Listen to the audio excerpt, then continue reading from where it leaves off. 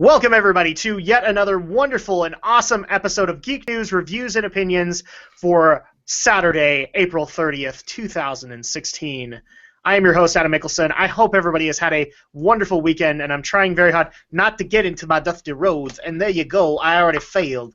And I like doing the dusty road. It's fun. It's great, baby.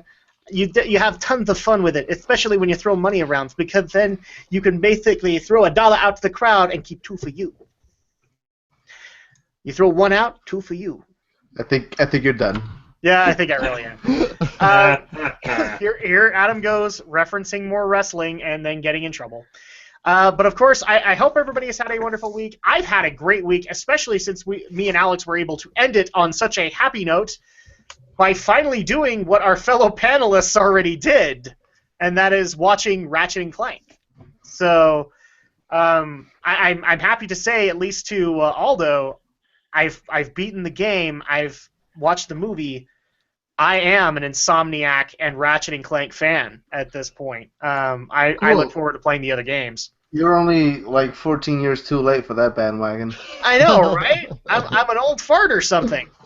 I guess technically you're not late because they just brought the bandwagon back to the station to take it on another trip because it's a reboot. It's okay because I'm also covered when it comes to this. So yeah. I got this. Oh god, you poor soul. I'm just gonna say now, the HD remasters were so botched. They usually are, yeah, but this is beyond. So the gameplay is fine, but the cinematics are terrible. There's moments when Ratchet will close his eyes and the texture sinks into his eyes. Yeah. So the white of his eyes is over his eyelids. It's you poor soul. Don't. I'm sorry you have to resort to that. Okay, I guess there just needs to be a scale of how botched HD remasters are. It's okay, on a scale of 1 to Konami's Silent Hill remastered, how botched is it? So you bring up Konami's Silent Hill remastered collection. I would bring up Konami's Zone of the Enders remastered collection, which was even worse. Is it bad? Don't tell me that because I just bought that.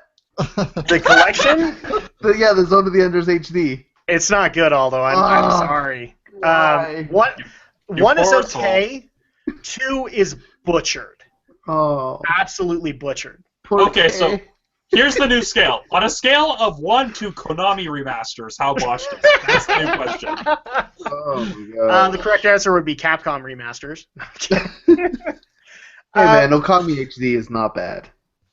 Actually, I haven't played that just yet. But okay. Anyways, I'm being joined also by my wonderful panel of fellow YouTubers, fellow critics, fellow geeks, and of course, you guys all know Aldo Gomez of Reviews vs. the World, of Board Offline, of all the various other projects that he takes on a weekly basis. Aldo, how are you doing tonight? I'm doing fantastic. I'm actually in the middle. I stopped. I was doing a review. I'm writing a Ratchet and Clank review for a local site called SLC Nerd. Okay. I look forward to it. But I'm doing good. I got home from hanging out at Nihon Matsuri, which is a Japanese festival that we hold here in Utah, which is just overrun with cosplay and puppies. And I approve of only one of those, and I can't pet a cosplayer.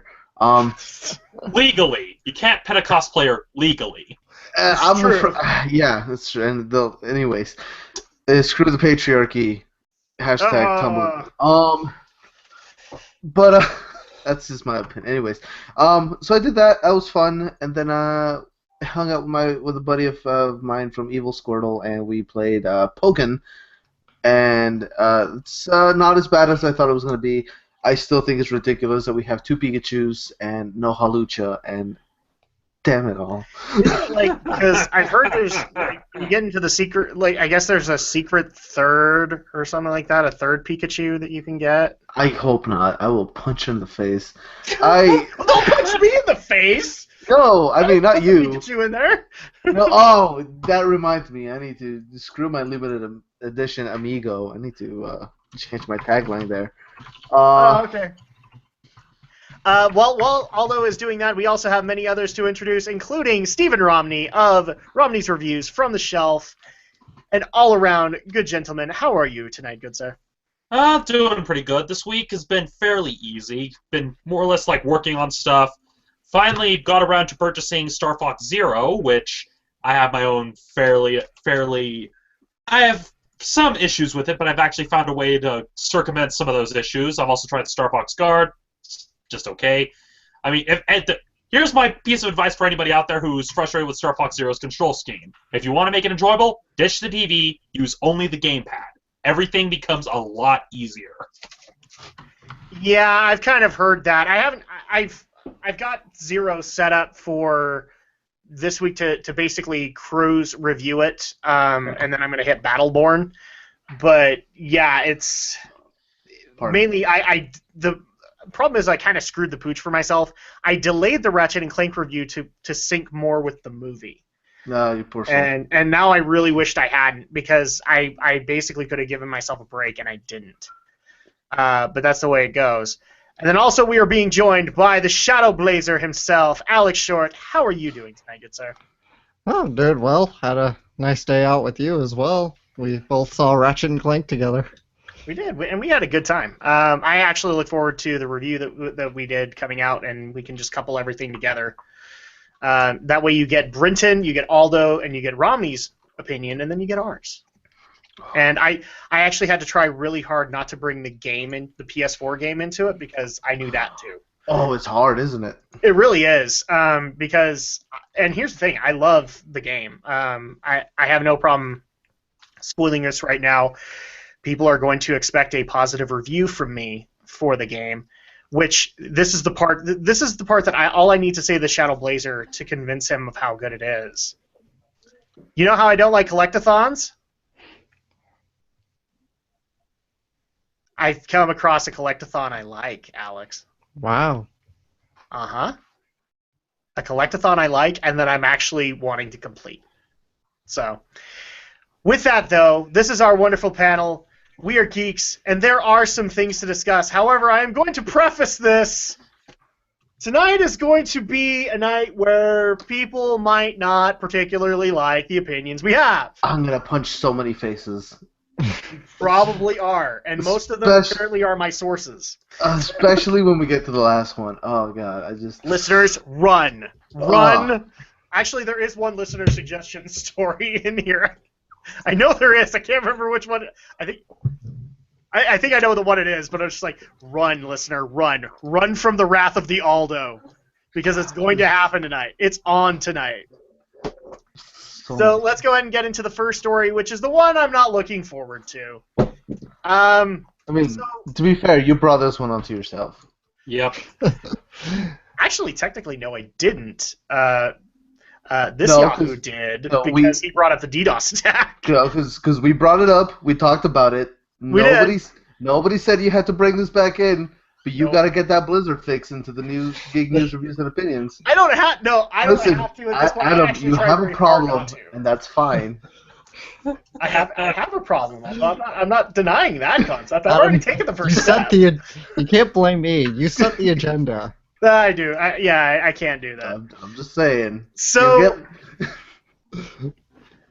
people are very well aware, especially on my channel in particular, my viewpoints on a particular private server called Nostalrius.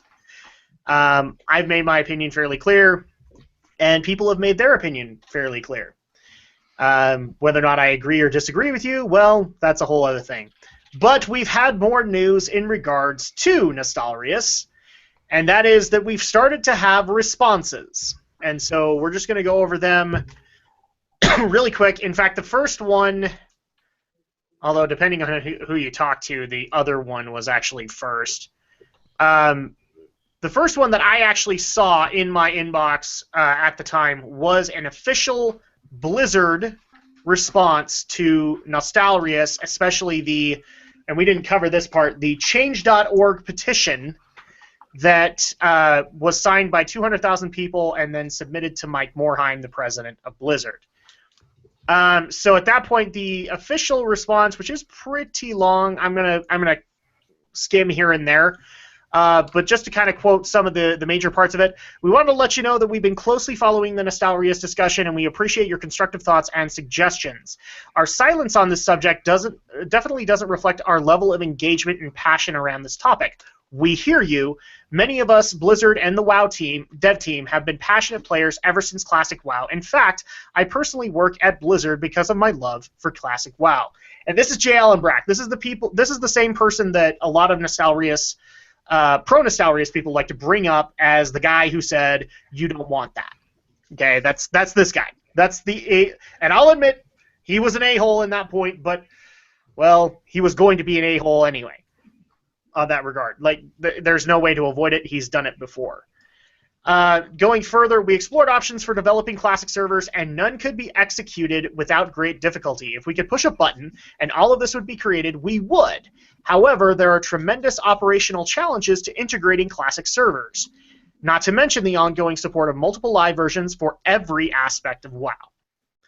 So the concept goes even further on to explain, like, one of J. Allen Brack's ideas, or at least the idea that they're floating around, of a pristine server, where basically they take all of the stuff that people would consider making WoW too easy, too Care Bear, and just removing all of that stuff. For example, character transfers, heirloom gear, character boosts, recruit a friend bonuses, WoW tokens, access to cross-realm zones, as well as a group finder. All of the stuff that makes it easier to level would be removed in favor of a harder leveling experience and a more classic leveling experience. Well, that's all well and good. Unfortunately, J. Allen Brack, that's not, I don't think, what they were asking for. Because they've already admitted that the client would remain the same as it is right now. Now, after that, we had a YouTube video literally come out from Mark Kern, a former WoW developer or community team member. He was part of the dev team. And he had left Blizzard, I think, a couple of years ago. And he was the personal, I guess, representative of this Change.org petition, where he basically sat in front of a camera with big piles of paper and said, I am representing the 200,000 subscribers, Mike Morheim, and I've got this, this kind of subscriber, and I've got this kind of subscriber, and I've got this YouTube streamer, and I've got this Twitch streamer, and all of which are glorious promises of, if you do this, we will instantly start streaming your content again, and blah, blah, blah, blah, blah. List goes on and on and on. And these are the responses that have at least happened. We actually do have a more recent update, which involves the Nostalrius Twitter actually saying that Blizzard and Nostalrius devs were going to meet this weekend and have a, quote, big announcement. Now, that announcement, as of right now, has still not happened. But a lot of people are at least assuming it's going to be probably connected to this whole concept of a pristine server, or maybe Blizzard will buckle down and give the Nostalrius people what they wanted, which is classical servers. We don't know. And we frankly won't know until they actually make the announcement. But this is the update as things go along. I wish I could say that there was more definitive answers here and there. There really isn't. This whole issue is just one big gray matter mess. But at least from Blizzard's end, they've made it fairly clear this is not possible, given what we currently have. Whether you agree or disagree with it, this is Blizzard's stance. So people know my opinion on the matter, and I'm going to open it up to the panel first before I basically give myself the noose, because people still aren't going to like what I have to say on the matter. So I'm going to open it up to the panel. Romney, what are your thoughts on the updates that have happened with this situation? Honestly, what I'm seeing here with both, because I saw the full video of the former WoW dev with the printed version of the petition. I've read the article, and really it's just more or less more of the same. Nothing's really changed. Nothing's really different. Both sides are more or less just spinning their wheels at this point because, again, I get it. It's a touchy issue. I understand people want the legacy stuff, but I understand that it would pose a legal issue if servers like Nostalrius were allowed to run. I get both sides of that argument. And so, honestly, there's not much I can really add to what I've already said about it, where it's like, yeah, it sucks. Yeah, there's a demand that's not being met, and Really, it's just a case of, honestly, I'm not sure what Blizzard will do with it or not, because, I mean, and this may be a very, very naive suggestion, but I'm just thinking, if there's this demand for classic WoW, maybe instead of trying to integrate it with all the other services associated with WoW, just have it be almost treated like just a separate game, where you just have the classic servers just cordoned off in its own little thing, its own team that maintains it, but basically take away that connectivity with the main current WoW. Now, I think that might mitigate some stuff, but keep in mind, I have no knowledge of how MMOs are maintained. That's just me kind of spitballing here. Yeah. Alex or Aldo, do you guys have any opinions you want to convey on this? Well, you know, I'm not attached to WoW because I don't really play it. I've looked at this argument from both sides. Unfortunately, I'm in Romney's camp here because I don't know a lot of the logistics that goes into making an MMO, maintaining one, but I can see, though, it looks like, honestly, the demand is overwhelming. I think Blizzard should consider it, should take a little time, talk things out.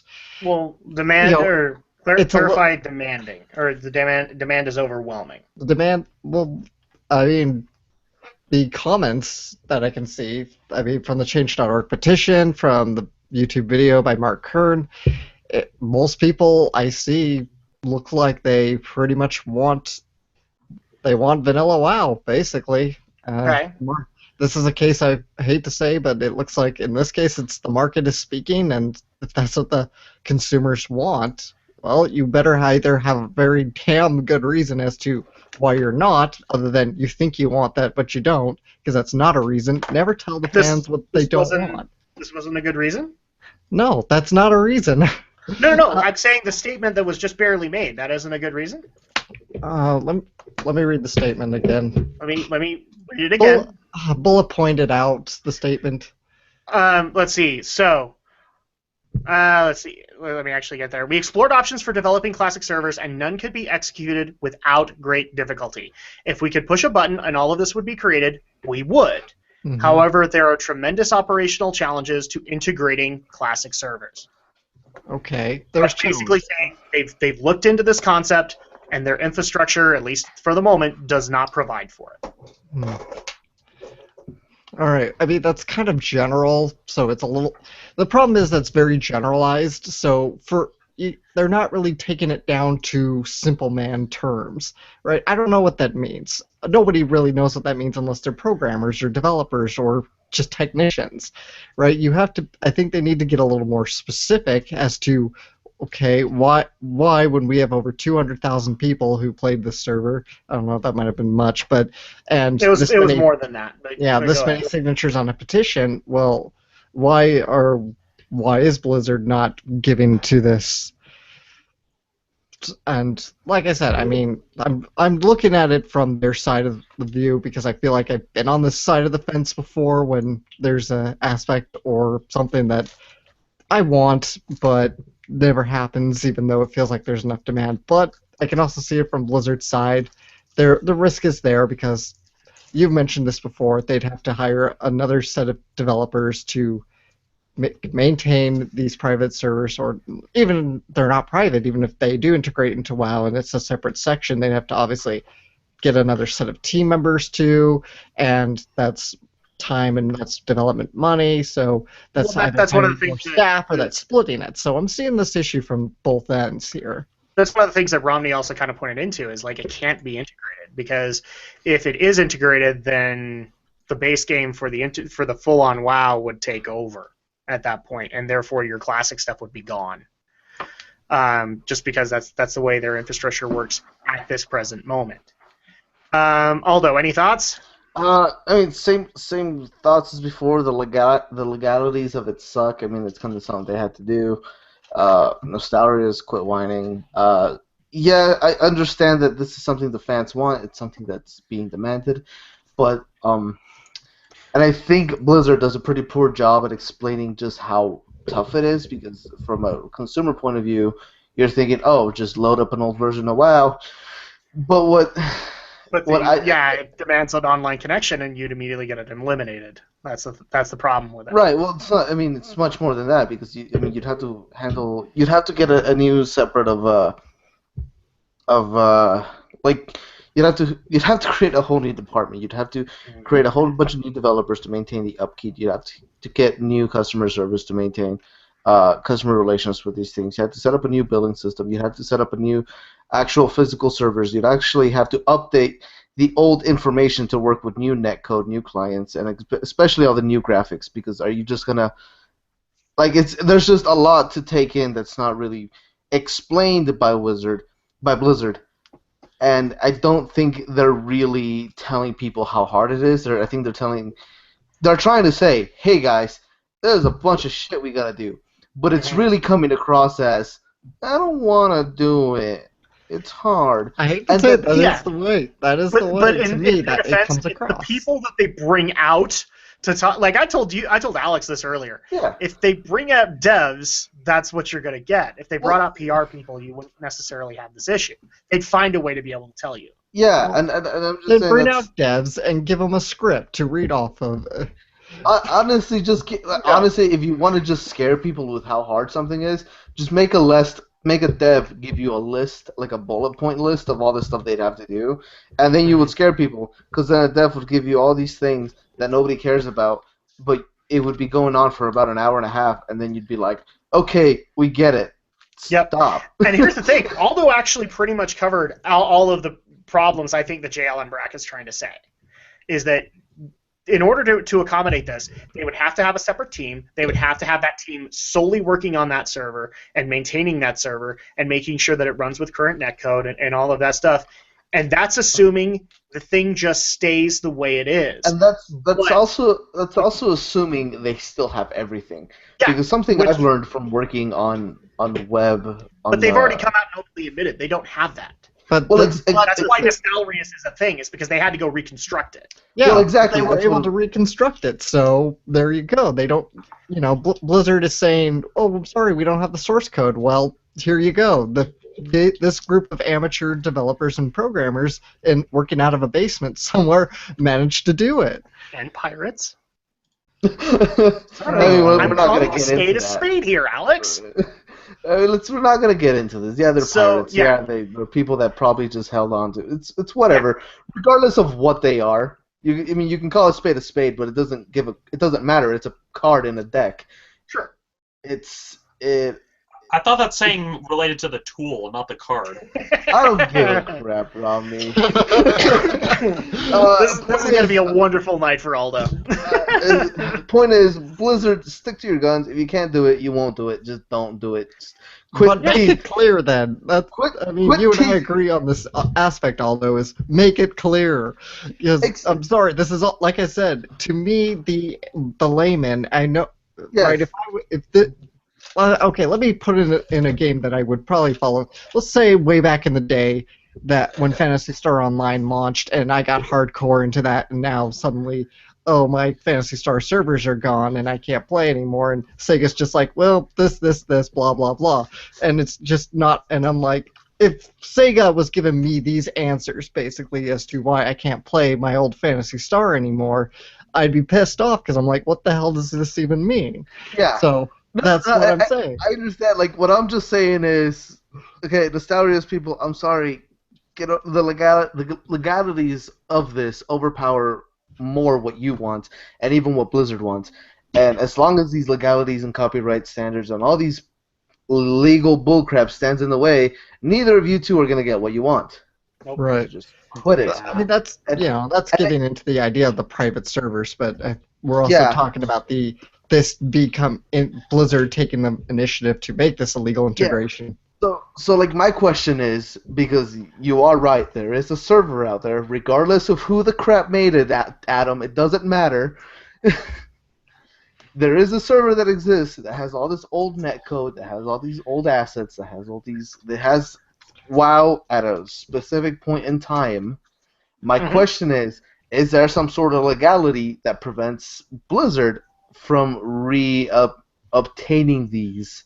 Is there something that makes them go like, we can't actually do that? Because I imagine if they could, they would have maybe said something about it. Well, or maybe that's part of even the- well, part of maybe the- that's even part of the discussion of part of the discussion of when they're meeting. Maybe they're gonna give them a flash drive and go, hey, here's That's WoW. actually what I was going to bring up. Is that circa part of the 2006. rumors that they're getting together is because they actually want to talk about this base code. Yeah. And so at that point, which is interesting because Nostalrius actually made the threat, or I'm going to call it a threat because that's what it seemed like when they made the statement, is as soon as the server was shut down, that they were going to release this code public.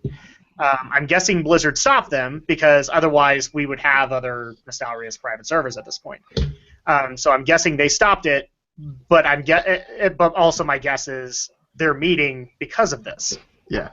So yes, there is an existing server that has all of this netcode, and yes, they could easily be able to use it. I don't know the legality at that point because, to my knowledge, the Nostalrius people haven't lawyered up. I know Blizzard obviously did, but that's what I'm guessing this meeting is about, is whether or not they could actually utilize this legitimate code. The other possible rumor going around is like hiring on the Nostalrius people to run it. Basically, they don't have to go hire a bunch of devs. They have devs that are interested in running it. They would do it that way. But we don't know until they actually make the official announcement. Yeah. Honestly, Blizzard just needs to invest in a decent, half-decent spokesperson. That's honestly all they need to do. The funniest thing is that they did, and they don't utilize them. They need to reinvest in the spokesperson. Because, one person that I actually followed very vehemently, he actually did podcasting for a while. He's now part of their community team. He is the PR guy that they could bring out and do it, and I'm guessing he's basically looking at this and going, no, I'm not touching this with a 20-foot pole. Because that's the only reason that I can think of they haven't brought him out. Well, then he should be fired because that's his job. I know, right? Because they did hire a community team. This community team deals with player issues on a daily basis. What makes this any different? But, yeah, usually when these questions come up, there's only developers right in front of you. And I'm sorry, but because Jalen Brack's not the only one. Any developer from Blizzard is going to give you roughly the same non-PR answer that you want. And it's not just indicative of Blizzard. I've seen BioWare devs do this. I've seen Capcom devs that have done it. It's just, I'm thoroughly convinced it's a dev thing. They just can't do, unless they've taken like a PR class and understand it, they can't really do it. So at that point, I guess I'll wrap up with my thoughts here, which is both responses are, and actually I would dare say that J. Allen Brack's response was very PR. I actually wondered if somebody wrote it for him. Probably. Because I love J. Allen Brack, but he's a bit of an a-hole, especially when it comes to certain things. And I'll admit, that's kind of why I like him. But that response I agree with you. It didn't really answer anything aside from there are these many things in our way, they are hard to explain, and that's why we're not doing it. But then he proposed an idea that isn't necessarily what people wanted, and now he's having to deal with the backlash of that. As far as the Mark Kern video, I've had this brought up to me a couple of times now. It's like, 200,000 signatures. Okay, that's great. Your 200, and it's actually 235,000. That's the accurate amount. Your 235,000 to 4 million. 4 million is the estimated amount of active subscribers on World of Warcraft. Now let's actually take it up to the actual amount that Nostalrius supposedly had, which was like, I think on their active list it was like 800K to about 1 million. That would basically narrow the field a little bit more. Okay, fine. But that's still 1 million to 4. And yes, I know a lot of active subscribers want this too. But they want it under the proper terms, which is, I agree with them on the matter. Overall, my viewpoint on this is I still stand by what I said. And I will continue to do so. However, this is just one big mess that nobody is going to get any of what they want, and everybody's going to walk away upset, especially in one simple concept. And I brought this up the last time we talked about it. Blizzard doesn't, at least as far as WoW is concerned, doesn't have the resources. Their resources are often their more popular games, like Heroes of the Storm, like Hearthstone, like Overwatch. That's where their focus is right now. So I don't really see this happening until they see a huge spark in numbers for WoW. I actually think they're slowly starting to kind of separate themselves from WoW, maybe have it come out with an expansion here and there, but their focus is going towards things like Hearthstone, which have expansions announcing, well, I think they had 2 last year. We already have 1 this year. I think that's where they're focused, because there's a whopping 30 million that are playing that game and paying into its free-to-play systems, and why wouldn't you go that direction instead? So, if I am not answering your question, it's very simply, my opinion hasn't changed on the matter. Jalen Brack talks a good game, so does Mark Kern. I don't see anybody getting any kind of resolution anytime soon, regardless of whatever announcement is going to happen behind closed doors. So moving on to the next story, which is going to frustrate even more people. Mm-hmm. Yeah, I'm excited for this one. Sorry, I'm on the opposite. I'm on the opposite boat as the other people on this. Well, no, I just have a feeling people are going to get mad at me for my viewpoint on the matter, and therefore I'm going to have to put the noose on my neck again. So actually, our buddy Brenton found this and found the confirmation story and brought it to our attention, and that is that this is going to be our Nintendo Talk portion this evening. It is confirmed the Nintendo NX will be launching in March 2017. Poor Alex. Because I love the first reaction that we got from Alex, which was, now I'm having buyer's remorse. Because he just barely bought a Wii U. So the NX will launch in March 2017. It has also been confirmed that the Zelda Wii U title is now going to be going to the NX. We don't know if it'll be a launch title or whatever. There has been some talk that it will also go to the Wii U, kind of like Twilight Princess did, where it went to GameCube and also to Wii.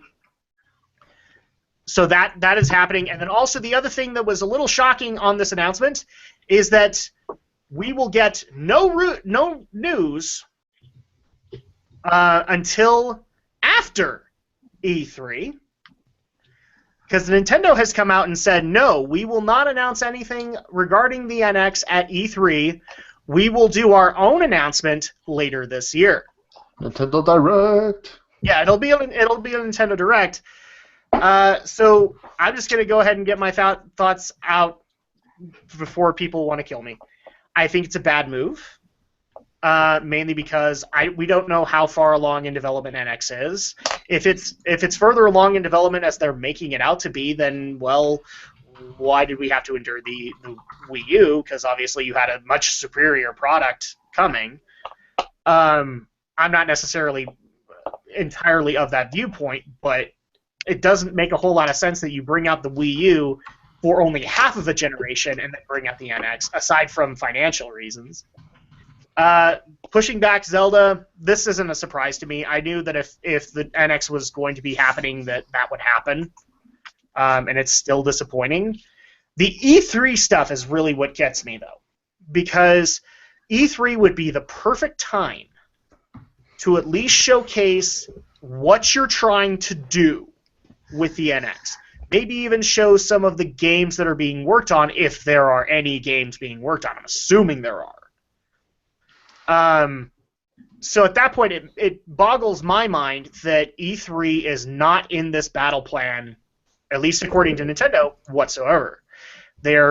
I'm guessing they will have a Nintendo Direct, but it'll probably just be to advertise the remaining Wii U stuff that's coming out this year and to get people somewhat hyped for the NX. But from what I'm getting of this concept, we won't see what the console looks like. We won't see a price point. We won't see the games that are coming out for it right off. We're not going to see any kind of support that it has, and that's disappointing to me.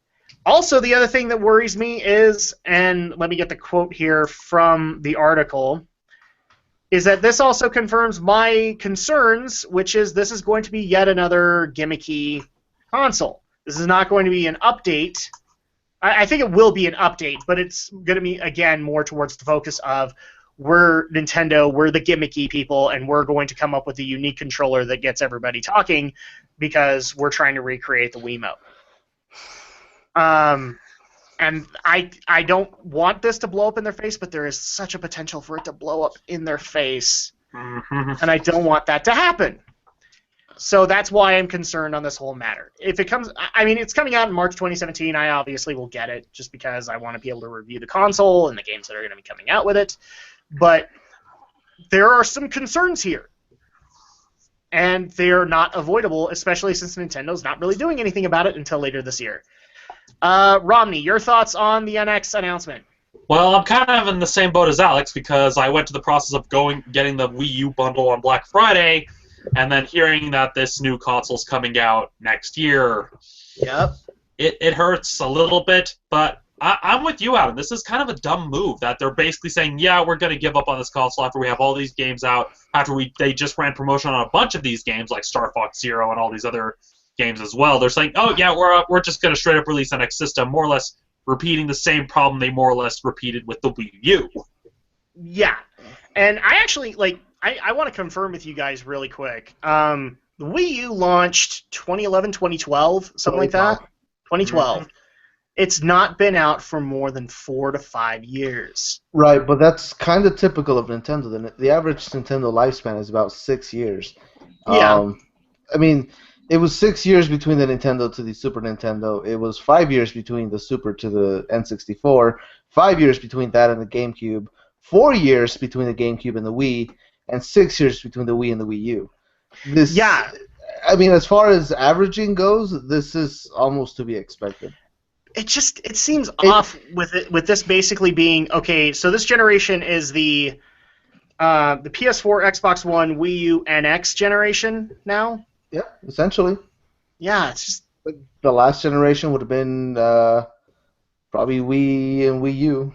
And again, this console is the successor to both their console market and the handheld market. Well, that's what worries me the most. As far as we know, because let's they haven't backed off from that statement. Everything we quote unquote know has been rumored. Nothing has been officially confirmed as far as what the NX's actual functionality will be. Mm-hmm. So I mean, at that point, it's not that we're I want to say people that I'm excited for the NX. I really do. I can't do that because I have so many concerns, especially if this. The other thing too is that if this does badly, we just put a new president on. I'm trying to look for a word, not throne of Nintendo, but we put a new president of Nintendo in place. Well, I mean, we didn't do that. There was no election for this one. If this doesn't work, sorry, one of those nights. It's fine. If this doesn't work out, it's going to blow up in his face. It's going to be his fault. Yep. And that's a sad thing too, because we don't know, for me, I don't know enough about this guy to be able to make that assessment and whether or not it's his failure. Especially since it doesn't really sound to me like all of this is on him. It sounds to me like this was initiatives that were put in probably 1 to 2 years ago, if the NX has been in development this long. So at that point, that would be Iwata-san, but it's still going to fall on Kimishima-san because he's the current president. Alex, obviously, we know that you're having some buyer's remorse, but any other thoughts that you have for the NX? Oh, there's so much wrong right now going with this. Nintendo really should have waited another year. 2018, I think, at least would have been a little more appropriate because we still have other titles coming for the Wii U that are still anticipated. It's too early to be launching NX already. Mm-hmm. And for the matter, March? Why the hell are you launching it in March? Not not holiday, not December, not November. Fucking March? What a random time to put something out. Yeah. That's kind of weird too. Even though shopping does start to pick up a little bit more in March, following kind of the post-holiday slump as far as retail sales go. But really, March is just such a random time. Well, one thing I can think of is that maybe with March, they're hoping to basically say, okay, we'll have it on the market for the early adopters, and then, and my theory is that maybe they're hoping that enough word of mouth will drive more sales in the following holiday season after the release in March. That's probably my guess as to why they chose March, is to release it, have a few games, and then let the word of mouth sell the console. There's another generation in there that was released at an odd time of the year, and the way that they actually coupled that, I can't remember if I want to say it was either GameCube or it was N64, but I might be wrong on that. But there was another generation where they basically said, okay, we're going to release this, but then they basically advertised like hell all of the cool games that were coming out during the holiday season in order to build the hype for it and let people let people use positive word of mouth to say that this was a good console. I can't remember which one it was, but I've seen this strategy from them before, and that's what I'm guessing they're doing with the NX2, is that they're letting the early adopters come in, say it's a good console, and then they'll have a huge lineup for the NX later that year. Yeah, but therein lies the problem, because that's what they tried to do with the Wii U, but since there weren't enough games on the Wii U, it backfired immensely. Yup, and that was the major problem with it, and that's been the problem that's been happening with the Wii U for quite a while now, is that, like, as much as I think we've had successful years here and there, we had the Smash launch, we had the Splatoon launch, and we had all that stuff, Nintendo, I think consistently, since the Wii U's release, has been in the red as far as profit is concerned. And so at that point, what happens when the NX comes out and it's still in the red? Because that's a successor to both supposedly. It's supposedly a successor to both markets. So it's not like we can say, well, the 3DS is saving us at that point. Well, you can, but it's not going to be by great numbers. Yeah, that's what's worrying the most. Like, oh, it's going to replace both the Wii U and the 3DS when the 3DS is... That's basically like shooting a prize racehorse in order to make way for a new horse that you only heard about. Oh, God.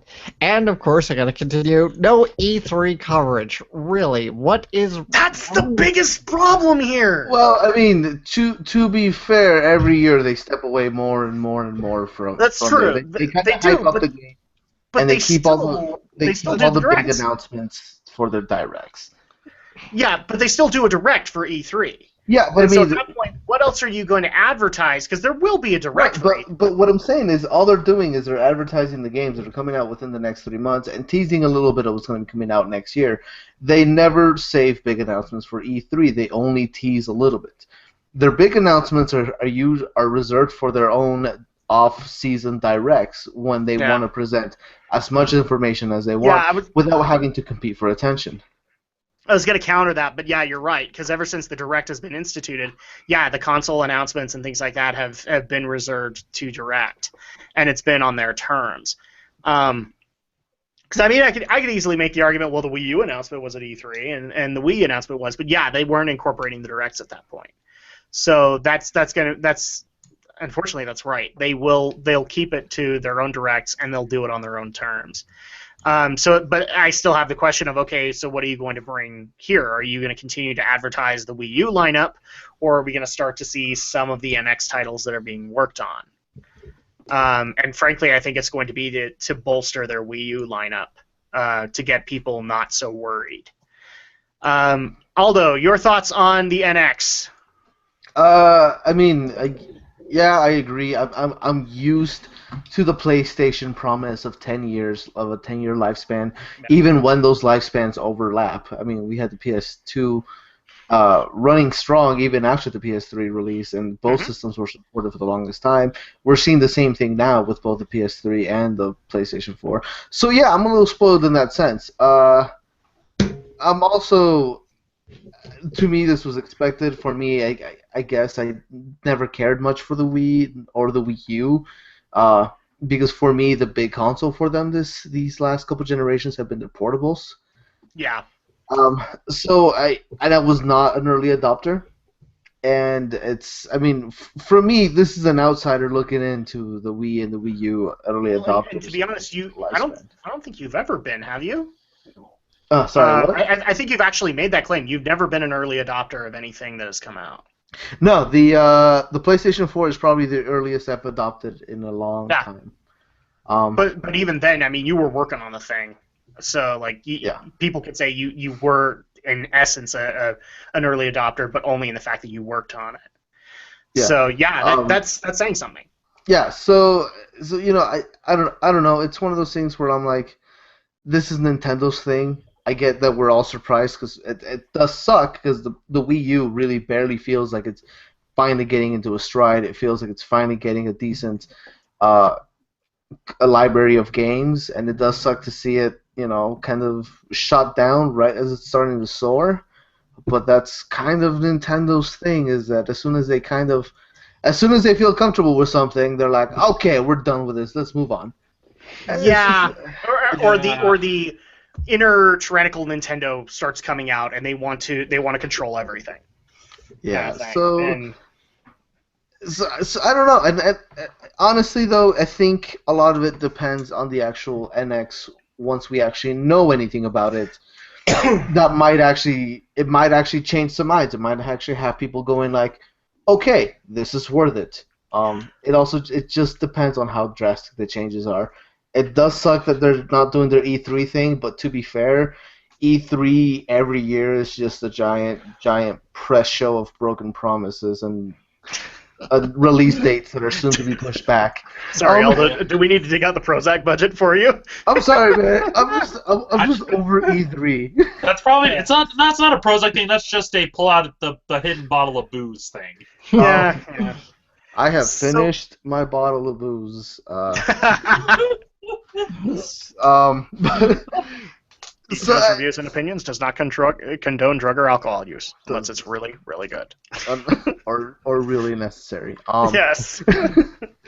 So I don't know, man. I'm just I don't know. With Nintendo, it's honestly one of those.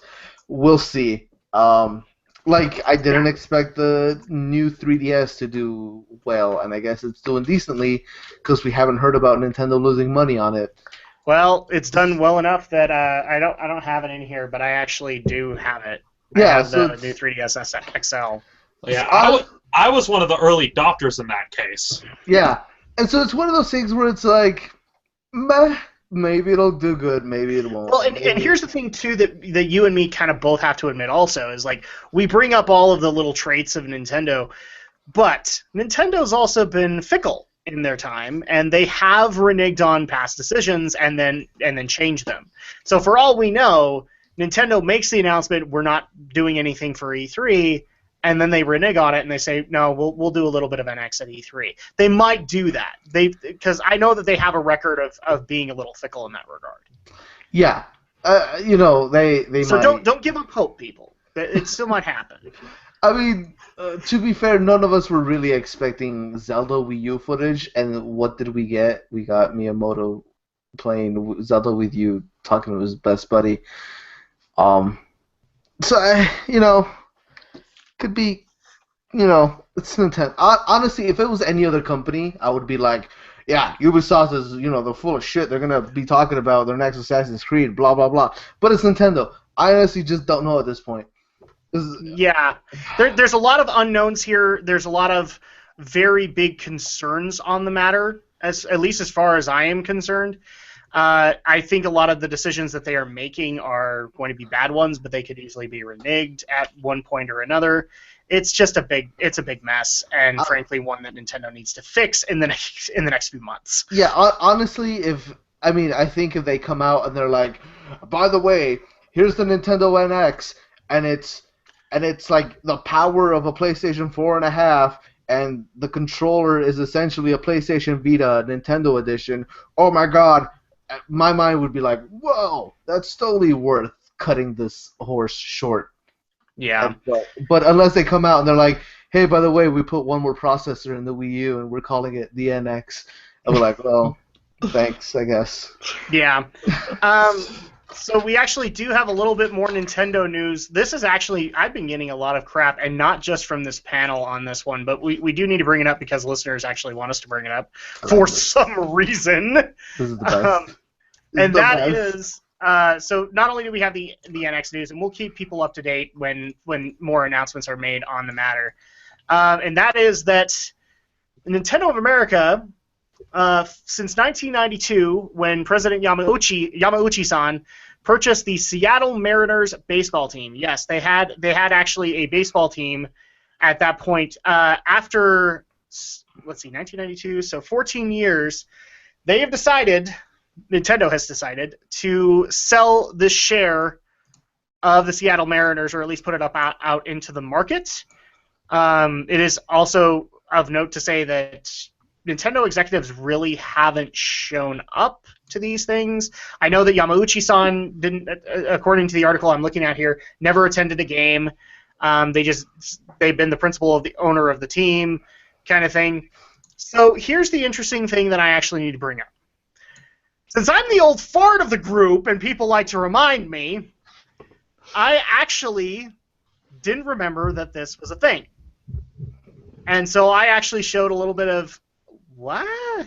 That they owned a baseball team? What? And got a little bit of flack for it, and not just from my panel. Darn tootin', you got flack. Well, this is you're gonna appreciate this, Aldo. So a friend of mine actually comes to me literally like 2 days after Alex posts the story. And he literally goes up, he's like, did you hear about this whole thing of Nintendo giving up the Seattle Mariners? And I'm just like, yeah, I actually was very shocked because I didn't realize that they owned a baseball team. And the guy literally said, you're full of shit, Adam. I'm like, excuse me? What? And he's like, you're full of shit. You knew about it. I'm like, I didn't know about it. He's like, you did know about it. Because when we were kids, because he's the big sports fan, I'm not. He actually came to me apparently and asked, who's Nintendo? And I told him who Nintendo, because he actually told me the story like they own a baseball team, and I had to tell him who Nintendo was and why this was a good thing. This is according to him. I don't remember any of this. But he was just like, yeah, you're full of shit, because you had to tell me who Nintendo was so that I knew who actually owned the Seattle Mariners, one of my favorite baseball teams. And so now I have to come back to Aldo and go, I'm sorry. Apparently I did. By the way, people, if you don't know, because I'm assuming most of you now know that the Seattle Mariners are owned by Nintendo. At least they just in case you didn't get the memo. What I want you to know now, especially if you live in the Seattle or Washington area, go to the game, take your Nintendo 3DS with you, and just order concessions from the Seattle Mariners Stadium with your Nintendo 3DS. I want to do this. It's one of those stupid little bucket list items, but I just want to go, sit there for 2 innings, order me some hot dogs and soda, whatever, and then leave. That's all I want to do. Yeah, do it while you still can, people. Do it while you still can. Yep. So, are there any other people who want to interject thoughts about the Seattle Mariners, I guess, going up for sale because Nintendo doesn't want their share in it anymore? Well, I can kind of understand why I'm going to sit here in the corner because apparently I did it bad.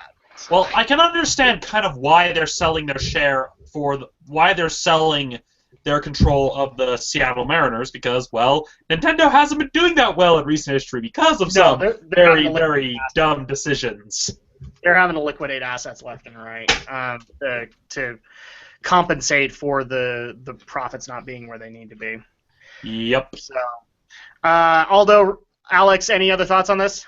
Well, I actually learned about them owning a baseball team when I read Console Wars a couple of years ago, so that's how I found out about it. But I still find it really kind of ironic that the former president of Nintendo, Yamauchi, never attended a game despite buying the team. Yeah, Yamauchi-san never attended a game. That's like why would you purchase them then? Especially if you're a Japanese company, why would you purchase them if you weren't going to attend a game? Because you can. That's the answer. Because you can. Well, first of all, let's remember this. It's Japan. Japan loves baseball. Yeah, well, exactly. That and Japan also it's loves 92, baseball. so we're in the tyrannical Nintendo era. So Japan loves baseball. Japan has just set up their Nintendo of America headquarters, and they're like, "Hey, this place has a baseball thing. We like baseball, right? Let's buy it." I assume Although I'm that was officially the taking your conversation. explanation as doctrine here, as far as because it's like we have baseball too, right? Let's just get it. My question is, okay, I understand Yamauchi never going to a game because, maybe he's just Japanese. And maybe he just hates America because, World War II was a thing that Silly, happened. stupid Americans. But, like, I wonder how many times Reggie went to a game. Or, yeah, if Reggie went, or if Iwata-san went, or if Miyamoto did. I don't know how big sports fans they all are. So I say Reggie because Reggie's actually at the Nintendo of America headquarters. No, I actually want to know this too. I want to know if Reggie went. I want to know if the previous Nintendo of America president went. I'm sure at the very least Nintendo of America maybe had like company events or something where they like say, hey, to kind of reward you guys for your hard work, we're gonna pay for you guys to go to a baseball game. Something, because I know some companies do that. And so maybe that's probably something that maybe Nintendo does. Like, hey, we have a share in the stadium. Hey, employees, you did a good job this quarter. Go enjoy a baseball game. Yeah, so it's a weird concept. And now part of me's having a random thought, like whenever Reggie walked in the door, they actually had to say, please welcome Reggie Fils-Aimé, and then they just had to show the random meme that was going on with Reggie at that time. Yeah. So at that point, like in the big Titantron screen that I'm guessing they had, it was like, "We Fit is it," and everybody's like, "Ah!" And Reggie's like, "Shut up." Yeah. Well, I mean, it's not the weirdest thing. I mean, Nintendo owns a baseball team. Level 5 owns a soccer stadium. Yeah. We've been seeing video game companies slowly branching into this. I mean, how long before we see a video game company here in Utah take over the constantly name-changing basketball arena? Yeah, so at that point, let's unless there are any other comments we can make, let's go ahead and move on to the next story here. And that story is, this is still really weird to me, especially when I think it was Alex that put up the story. Right. So there, I'm not sure on the location. It was USC. Yeah, USC Games. They were holding a Legends of the Gaming Industry panel, and they were actually going to be bringing in major players in the gaming industry, such as Rob Pardo from Blizzard. We had Dave Stoll from Infinity Ward set up. We had Peter Levin from Lionsgate, Min Kim from Nexon.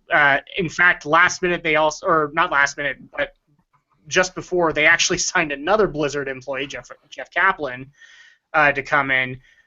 But literally in the last hour, the 11th hour, this panel, which had been hyped, got canceled. And it got canceled for... I want to make sure that I can quote this. So here's the quote that they actually made when they canceled the panel. Both males and females... no, this isn't it. But basically, this panel was canceled because there weren't any female developers on it. Now, I may have to open this up to the panel here because at least from what I'm getting in the article, it was them that canceled it. Well, yeah, here's the official statement that they released on Facebook. It pretty much says, like, after much consideration, we decided to cancel tonight's Legend of the Games Industry panel. The panel didn't reflect both the diversity within the USC community and the games industry at large. We intend to reschedule. It's basically saying, oh, it didn't reflect the diversity within our community, and basically that is the roundabout way saying, oh, there weren't any women, so we're canceling it. Yeah. We're canceling it before you cancel us. In other words, too many dicks on the panel. Real sausage fest. Indeed. Pull out the Barbie. So, I guess the first question that actually comes up to me with this Legends of the Gaming Industry panel, who do they contact? Like, I'm pretty sure, not Sarkeesian, the other one that's usually brought up on that, Zoe Quinn. Zoe Quinn's a developer, so at that point, why not? Did you contact her? Because I looked up and down on the story. I don't know if they did. Another one that I actually thought might have been brought up, I know she's done a couple of podcasts, and she is a developer both, or she was for, not a AAA developer, but for a game developer, and then went indie. So, like, she does apps and things like that now, but that would have been another candidate to bring up. Her last name escapes me right now. Nicole Spagnuolo, I think is her name. I mean, technically, couldn't you bring Anita in here? Well, I you can't know, remember if she The question is, devs. why would you want to? Well, Anita's at the she's same just a mouthpiece. at the same time, maybe schedules just didn't line up. That could be it Yeah. too. And that's probably what it is, because I'm looking at it, and from what I've been seeing from some people saying, it's probably just a case of that they just probably couldn't find any women developers interested in coming to the event, especially since this wasn't just meant to be a general lecture. This was specifically for the games department of the college. Yeah, And this was basically to open up with some of the bigger names in game development and be able to learn from them. And I mean, to be fair, Nina Sarkeesian really isn't a developer of video games. And Zoe Quinn, I'm not trying to discredit them as contributors to the industry, but Zoe Quinn would not be considered like an all-star developer. No. So no offense to them. I'm not attacking them because they're women. I'm just saying for an all-star panel, there's honestly, that's true. Honestly, what comes to my mind, if you're wanting to look for women developers, the big problem I would see would be the language barrier, because while there aren't as many well-known female developers in the U.S., if you look at a company like Koei Tecmo, they actually have quite a few women developers that would be able to... I mean, they literally have a whole bunch of different departments that are almost entirely staffed by women at Koei Tecmo, which may be surprising for people to realize, but... The other thing that I think also restricts it is, like, a lot of the women developers that I can think of right off the top of my head, I guess now I can't clarify them as such, is they're developers in my mind, but mostly they take on art team roles, they take on composer roles, they take on other audio or video-based roles. Like, for example, I could probably cite composers from Japanese companies that were female, that were women that are titans of the industry, especially since they went independent. But yeah, I think that's my main problem, is that can you put a composer with Rob Pardo? Can you put a composer with Brandon Beck of Riot Games? Yeah, why not? They contribute just as much to games. But if it's just to the raw development of the game, to coding, to coding, game design, programming, that's where it would be the weird part. Yeah, so at that point, like, I would want to bring these people in, but I don't know if this panel would have been for them. Actually, maybe what they should have done is, instead of like having just hardcore coders in there, is expand it to not only include coders but also these other facets. Just so that, because I'm sure that not only game developers or game development students came to this, I'm sure there were other students that just wanted to meet these people.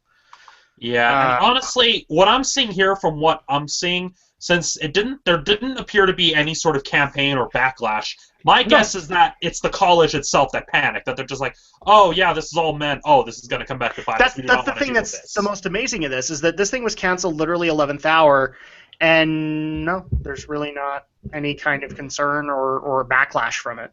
Exactly. Nobody was complaining, but the college is like, oh no. The most that they got was the official letter that actually came out, which was, I'm going to paraphrase here, after much consideration, we have decided to cancel the panel.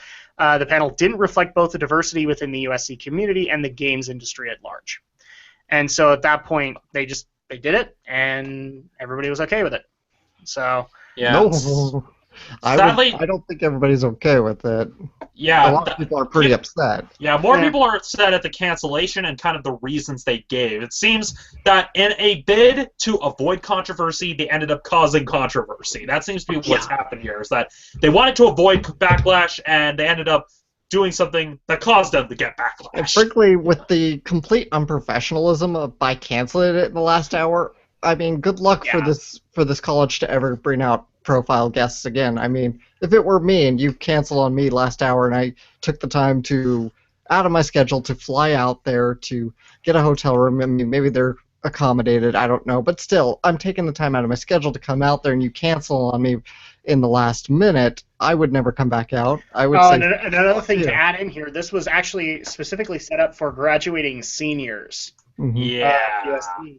So at that point, like they actually say at the end, they are claiming to reschedule. They're trying to get that process going. But even if they were able to get the same talent, it's too late. Yeah, it's just too late. I mean, good luck. Good luck trying to reschedule that before graduation day. That's not happening. So this is just kind of a crap sandwich all around. Especially with such big names here. I mean, you know, I could obviously say Rob Pardo, Brandon Beck. I know.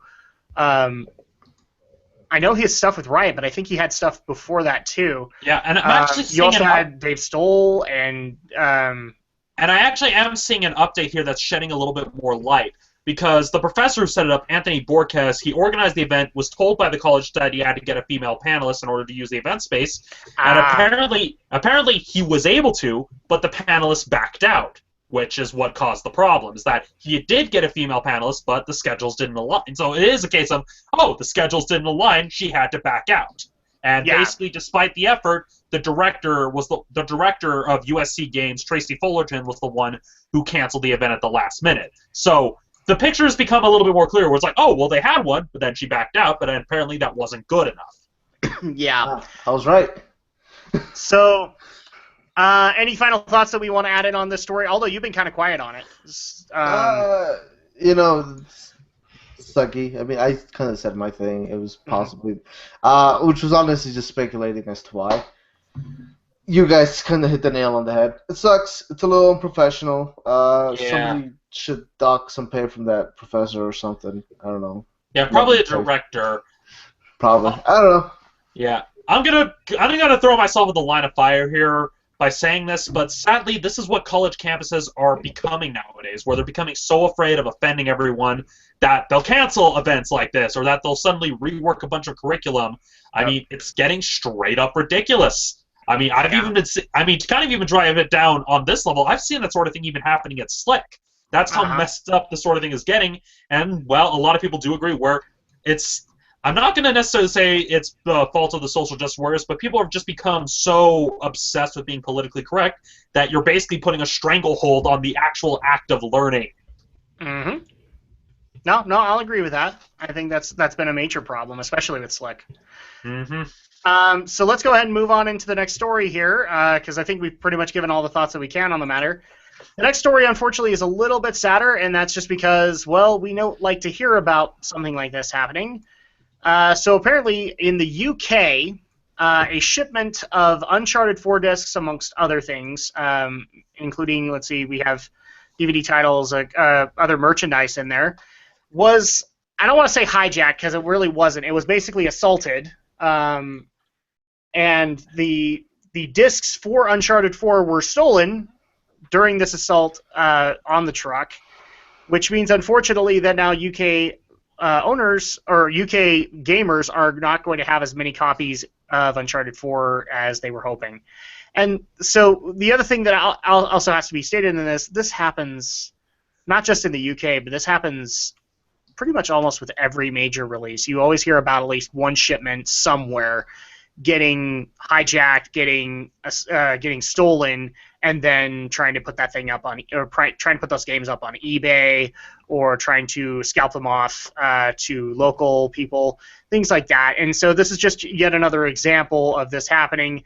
The best way to or another way to look at it is if people remember all of the hostile actions that happened when the PS3, the Wii, and not the 360, the PS3 and the Wii released.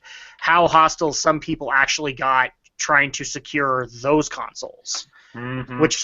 Actually, the thing that blew my mind, that didn't happen with PS4 or Xbox One.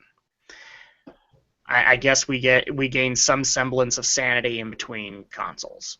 But probably also more the fact that Sony knew they had a better idea of what they were doing this time. Mm-hmm. And with the Wii, that was just Nintendo doing the whole, we need to make it rarer so that way we drive costs down. That's stupid BS that Matt had explained. Yeah, so, I mean, the official comment that we have is that the discs were stolen as part of a violent assault, though it's not clear at this time if anyone was injured. We can confirm that, unfortunately, some contents from a lorry transporting a variety of video games and DVD titles, including a quantity of the much-anticipated Uncharted 4, was stolen in the UK during a violent assault on the truck. I mean, my thoughts on this obviously are it's sad, especially this is why I don't pre-order games anymore, people, because this crap happens. Wait, hold on. Somebody here has pre-ordered Overwatch. I did. Yeah, exactly. You can't say that. So you do pre-order. I do pre-order, but not like GameStop or anything like that. My pre-order is digital. I'm just giving you crap as hell. I know you are. I know you are. I saw it. But it's just one of those things that I find really sad that Yeah. this crap happens. Especially with, and it's not like it's always with anticipated titles. I know. Well, it happened to that. States over where that happens with a Call of Duty title. I think it was Black Ops 3. Well, That the last big shipment to get attacked was also the one when Nintendo was shipping out the amiibo, the Splatoon amiibos. Oh, that's They had right. They had a shipment also get attacked. I think that was also in the UK, if I remember correctly. Yeah, it actually says it in the same article where it basically in the UK a truck stocked with copies of Splatoon. 2 trucks carrying $1.5 million worth of Xbox 360s were taken over by bandits in 2006. Oh yeah. Yeah, this crap happens, and it just makes you feel bad because, I mean, these companies are trying to meet the supply and demand, and then this happens. And it's always going to be that these people will usually bring it up to either eBay or where, I've seen at one point where somebody brought it to like Amazon, and Amazon caught it. Yeah. To be fair, this could also be some mob leader's son who really wants to play Uncharted 4. It really could, actually. Yeah. Why is it Uncharted 4 and not like Mafia 3? Well, because Mafia 3 is just too real. That's the thing. They don't want real. They want. They every time they steal shipments of Mafia 3, they have to take out all the labels and put a new label in there that says Job Simulator 2016. I'm sorry. I think you hit the nail on the head, Aldo. That's how the Mafia boss has to sell it to his son. He's like, no, you totally want to play this game instead. Job You wanna play Simulator this 2016, That doesn't sound very fun, Daddy. No, go ahead, play it. It's fun. Oh, I'm You sorry. shoot people. That's why you wanted the Uncharted game, right? You just wanted to shoot people. I mean, don't get me wrong. I hope the best for the truck driver and whoever else was on board when the assault happened. So I hope for the best for them and their families. And it does suck, but at the end of the day, it's just video games. Yeah. Yeah, that's the sad part of it. Final thoughts from either Romney or Alex on this before we move on.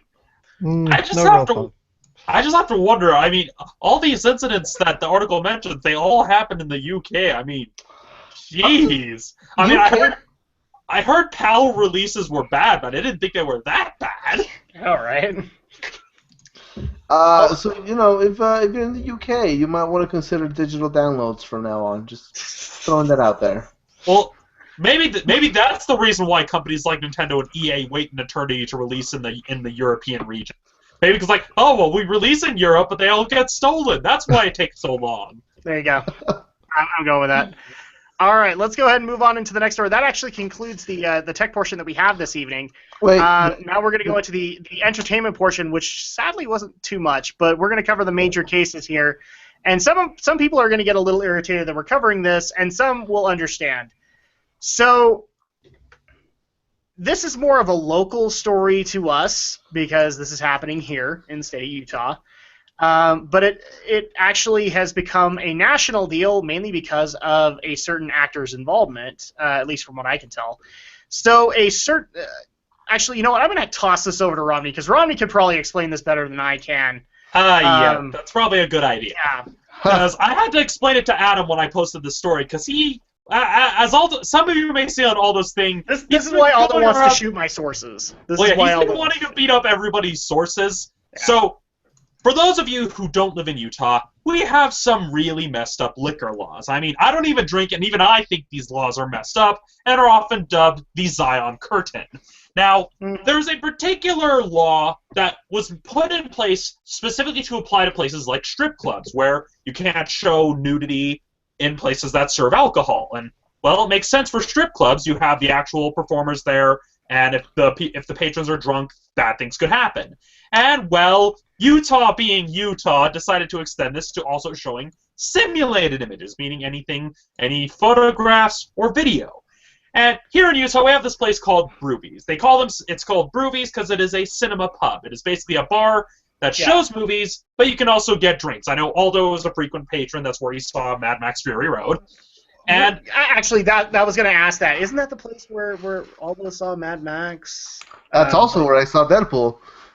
yes, and funniest thing, you see, Broovies, being, well, a company that wants to make money by showing current movies, decided to show the popular R-rated superhero film, Deadpool. However, at one of these showings, there were 3 undercover agents from the DABC, which is kind of the part of the state government that enforces a lot of these really, really asinine liquor laws. And now what is happening is that the DABC is threatening to take away the liquor license from Broovies for showing Deadpool, which features simulated sex scenes and nudity. And Broovies, pointing out that the law, 1, could be argued as unconstitutional, and 2, was just plain stupid, is saying, no, we're not going to take this lying down, we're going to sue the DABC because this is effing ridiculous. And what has happened since, between the various developments, is that a certain movie star who has a particular investment in the film that was shown that started this whole mess, Ryan Reynolds, has decided to donate money, or at this point has donated money to help Broovies with their legal funds. He's according to the records on the GoFundMe page, Ryan Reynolds has donated approximately $5,000 to help Broovies pay for their legal fees as part of their lawsuit with the DABC. And it's even gone even further, where now the DABC is asking a judge to basically block the DABC from enforcing the law until the case has actually gone to trial. So the other thing too that also got brought up, and I don't know how much accuracy there is to this, but there was actually talk, I guess, that Ryan was going to come out in support of Broovies. He was actually going to fly out here and do that.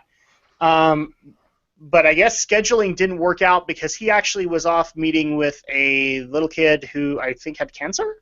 I don't know if it was for like a Make-A-Wish or anything like that, but Ryan is known for doing stuff like that, and that kind of canceled out his appearance, at least for the moment, showing support for Broovies. But a lot of people, I've seen a lot of people get on Ryan's case for some reason or another. It's his $5,000. He can do whatever he wants with it. Mm-hmm. So at that point, like, the fact that he came out in support of it because he's apparently biased because it's his movie. And I'm like, yeah. But he could have easily just said, what's Broovies, and moved on. So at that point, okay. My opinion on this is all one ginormous mess. And I knew the whole concept of the supposed secret shoppers that were there that basically stung this place. Because I can't think of a better term to say it other than they stung the place. It's so dumb. It's my favorite. By buying beer and going to watch the movie. This is the best part. Our tax dollars at work. Yeah, no, our tax dollars are at work in other ways too. And one of the cops admitted to seeing it beforehand like 2 or 3 times already. It was the best. Did he say he'd seen it at Broovies 2 or 3 times already? Probably. Yeah, because I remember this isn't the first time. I don't curse that often, people, but this story just got 10 more times of fucked up, didn't it? Yeah, sadly, this isn't the first time Broovies has been under fire by the Department of Alcohol Beverage Control. I had to look up what that acronym meant, and because they came under similar fire when they were showing The Hangover Part 3 a while back when it came out, because Utah, in the whole stupid nanny state thing, is like, oh no, we can't show nudity and liquor, people are going to try to hump the screen or something, because they think everyone's a stupid little kid that needs policing. I mean... Who do you think we are, Florida? Before I get a comment, crap like that's happened in Florida. So don't get on my case. It's happened. we do have a whole Twitter dedicated to the adventures of a Florida man. Yeah, Florida man. Oh, sorry. We do have one dedicated to the adventures of Florida man. Oh my gosh, we have Florida man. Yeah, but point being, to get back on topic, it's pretty much one of the many reasons why Utah's more or less become a national joke in recent history, for a lot of really stupid parts of the various laws that just get passed in our state because, and I'm trying really hard not to go on a full tirade because I could go all day or all night, or whatever. That's how long. But this is just one of the many, many reasons why people like to laugh at Utah for some of its really, really stupid decisions. Yeah. Well, We are a joke. I'm not necessarily in that camp just yet because we aren't in Florida territory yet. We're getting there. We're getting. Look, We're only I love where I live, but I'm not saying that my government hasn't made stupid decisions. Yeah, this So, government sucks. it's just that the decisions that we would talk about would be different on that issue. But I still believe that. So I want to just clarify this really quick. It was just the sexual imagery that got them in trouble, right? That's Pretty And much. the serving alcohol thing. Well, yeah, because specifically the law prevents showing nudity, be it simulated or with an actual person in any establishment that serves alcohol. And it's a law that was made specifically for strip clubs, which makes sense because I was actually going to say, and yet we have strip clubs. Well, yeah, but that's It the doesn't thing. outlaw strip clubs. It doesn't outlaw. It just says that if it's a strip club that shows nudity, you can't serve alcohol. Which, No, I know, but I'm just saying this is the exact same itinerary. So at that point, I mean, they can show whatever the frick they want. to kind of summarize my point, I'm of the opinion that whatever a private business wants to do that's within the law, like basically the government shouldn't interfere with a company's private business. That's the same reason why I think the whole Clean Air Act banning smoking inside private businesses is just as stupid. That's why I think this provision is just as stupid, because it's the government overstepping its bounds. This is a private business. No one's getting hurt. They're literally just showing a movie and are letting people drink beer while watching a movie. Well, I'm assuming taking care of all the other precautions that any DABC official could bring up. What about the kids? I'm sure they lock the door, people. They don't let kids get into movies. I know There's that. Funny alcohol. thing about that. So at that point, what is your real complaint here? It's just a bunch of people drinking, having a few beers and enjoying a good movie. I don't see a problem here. As far as the Ryan Reynolds thing, my opinion is Ryan Reynolds can do with his money whatever he wants. I think it's actually a cool concept for him to actually step in support. I'm surprised. If anything, I'm surprised by $5,000. I mean, he could have put himself below the radar and done like $500 or something like that. But $5,000, that's pretty nice of him to tackle that on, especially with the offer to come out and show support. If that's accurate, I don't know how accurate that is. Aldo and Alex, your thoughts on this effed up situation? I think Ronnie pretty much nailed it right on the head, but we should mention there is a active GoFundMe page for them to help raise money for their legal expenses in fighting this. So No, you're talking about the GoFundMe page? Yeah. We brought that up. We brought it up. Yeah, because that's where Ryan Reynolds made the donation. Oh, yeah. You mentioned Ryan Reynolds. Maybe you mentioned it, and I just haven't been paying attention. I don't know. But several hours later, a donor entry from Ryan Reynolds in the amount of $5,000 was made to a GoFundMe page set up to help Ruvies fund a legal battle over the issue. Okay. I guess I'm not paying attention then. Apparently so. Apparently, Alex. That's usually my deal, Alex. Yeah, that usually is your deal. So, yeah, people, if you can't show your support, throw some cash their way and help fight this. Exactly. Donate to the cause. Fight the power. What he says. Adam, put up the link in the description when we're done with this. Strata Compton. Aldo, your thoughts? Just kind of the same thoughts as. Obviously, you're probably the closest thing to a loyal customer we could probably call here. I mean, if you've seen Mad Max and Deadpool there. I'm just and many more. But I'm just curious about how much of this makes me an accomplice, and should I lawyer up? Well, you have admitted it on the internet. I don't know, man. So the answer, Aldo, is all the evidence is pretty damning here. Basically, you don't have to have one set up and expect to go to trial, but just have a number of a lawyer on your phone. I got it. Yeah, pretty much. Honestly, I agree with Robbie. It's stupid. This is a dumb one. The part that just gets me on this whole thing is This whole thing basically started because secret shoppers walked in that were fans of Deadpool. Well, it's And not now even they're raising a stink tree. it's not even secret shoppers. It was specifically police officers that were sent undercover to go watch Deadpool and order beverages to confirm that there was alcohol being served and that Deadpool was not being edited. Oh, Jiminy Christmas! Please tell me that their owner was hauled away in handcuffs, because that No. would just No. cement the imagery that they should just like the DMBC should go F themselves. It really would be. Oh, just because you mentioned it. That's pretty much the rationale behind any of the Pretty really. I mean, just looking at this legislative session alone, that is pretty much the rationale behind a bunch of stupid laws and measures that got passed that Herbert is still gonna sign because he's Herbert. I hate Herbert. Isn't Rocky Anderson helping out with this? Yeah, Rocky Anderson is actually representing Broovies as an attorney. So Okay, I'm putting the kibosh here right now because they're already talking politics, and I already said no politics on the podcast. Well, again, for the people who don't know, Rocky Anderson, he was the former mayor of Salt Lake City, who is still working as an attorney. He's actually the attorney representing Broovies in this suit. Yeah, so at that point, let's go ahead and move on into the next story, which is just equal levels of silly. Except it actually has like a sad part to it too. So unfortunately, I don't like to report when people are getting assaulted, but this guy is going to be a unique case. And that's because, well, he was punched for a very unique reason. This is like this one. He was punched and not conscious for looking like Shia LaBeouf. Shia LaBeouf? Shia LaBeouf.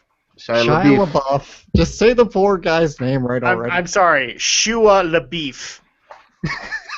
Alex Tate happening.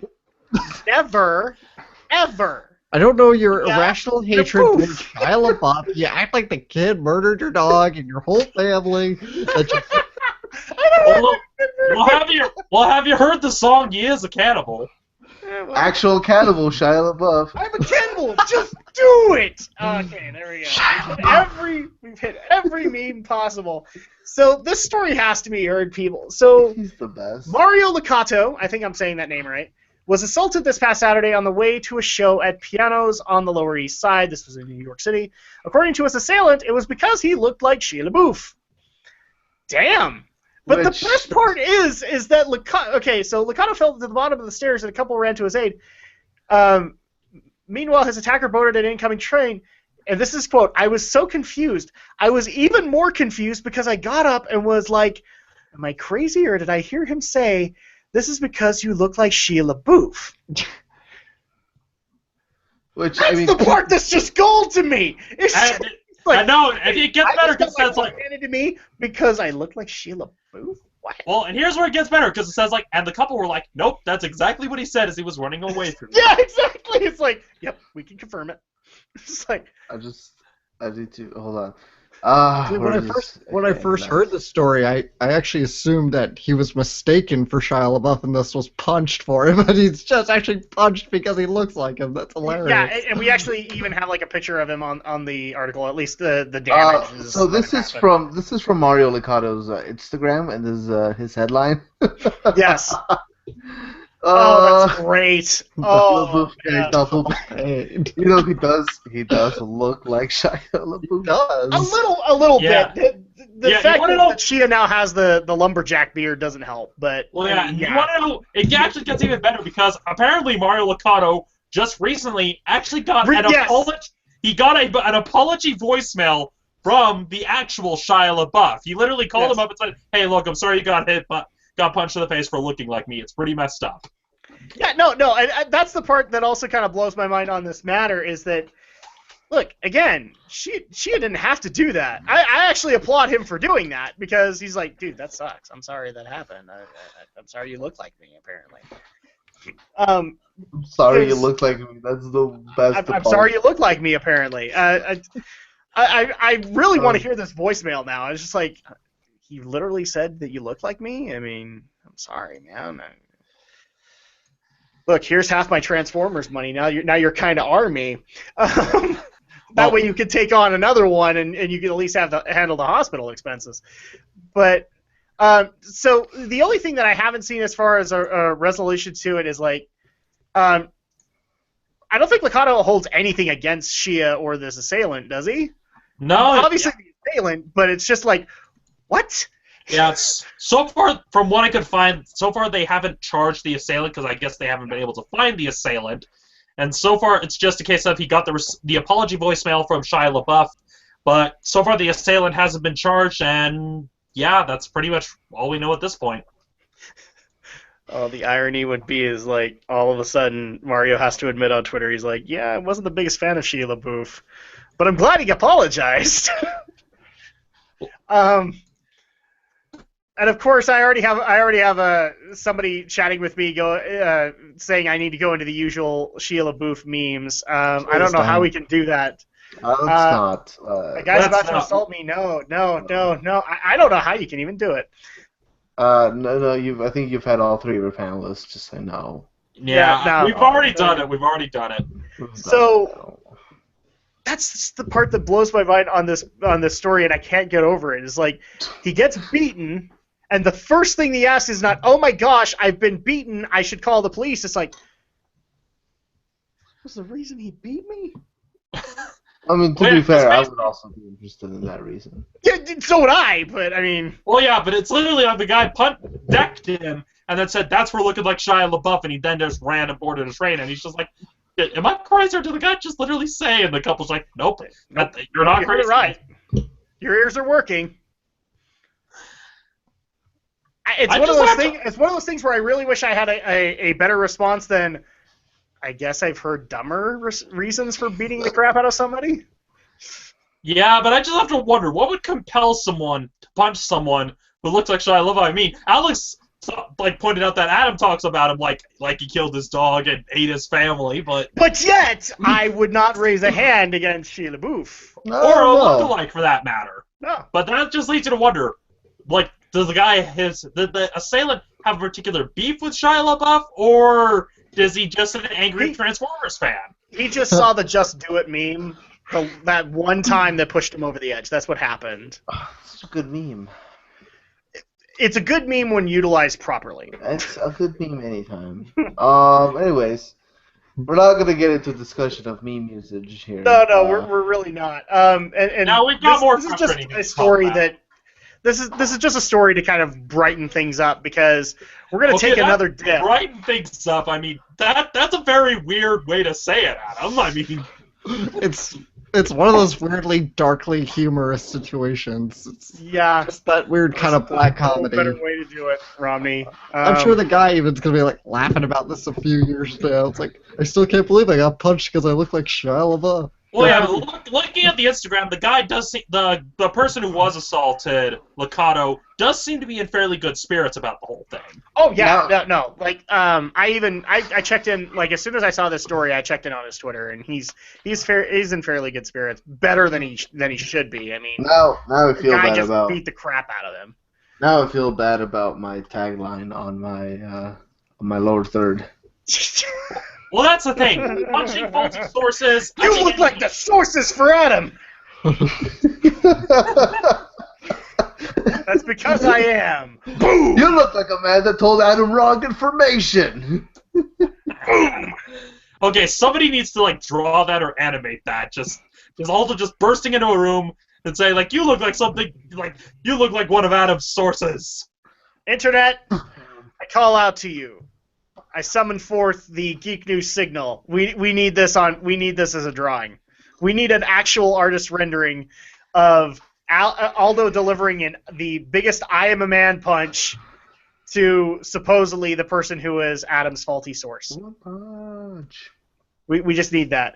So now that we've had this moment of levity, it is time for us to get into a story that when it was first brought up in our thread, infuriated Aldo. That's a rare thing when something infuriates Aldo to such an extent. That he actually wants to be part of it, and he had to wait a week to talk about it. I hate this so much. So, okay. this is actually going to be a little bit of a discussion this evening because there are some claims in this story that just will infuriate, especially us, given what we know about the gaming industry, and especially given recent stories. Konami comes to mind, things like that. We've reported numerous times that game development employees, they have kind of a raw deal. Not kind of. They have a raw deal in a lot of these cases.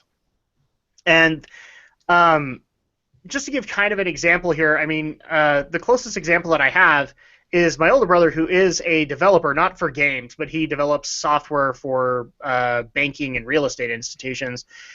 And so his weekly schedule is horrible. He has to work his butt off for 50 hours a week, gets very little time to himself. It's not a fun prospect. And at one point, he wanted to be a game dev, and then he heard about what game developers were dealing with and said, nope, not touching that. And that's because, well, game developers these days, an 80-hour work week is a possibility. You'll have to do that. It's not even a possibility with his mindset. It's a damn near certainty. It's a certainty, yeah. And so at that point, and one of the things that doesn't help this prospect is an individual by the name of Alex St. John. Punch in the face.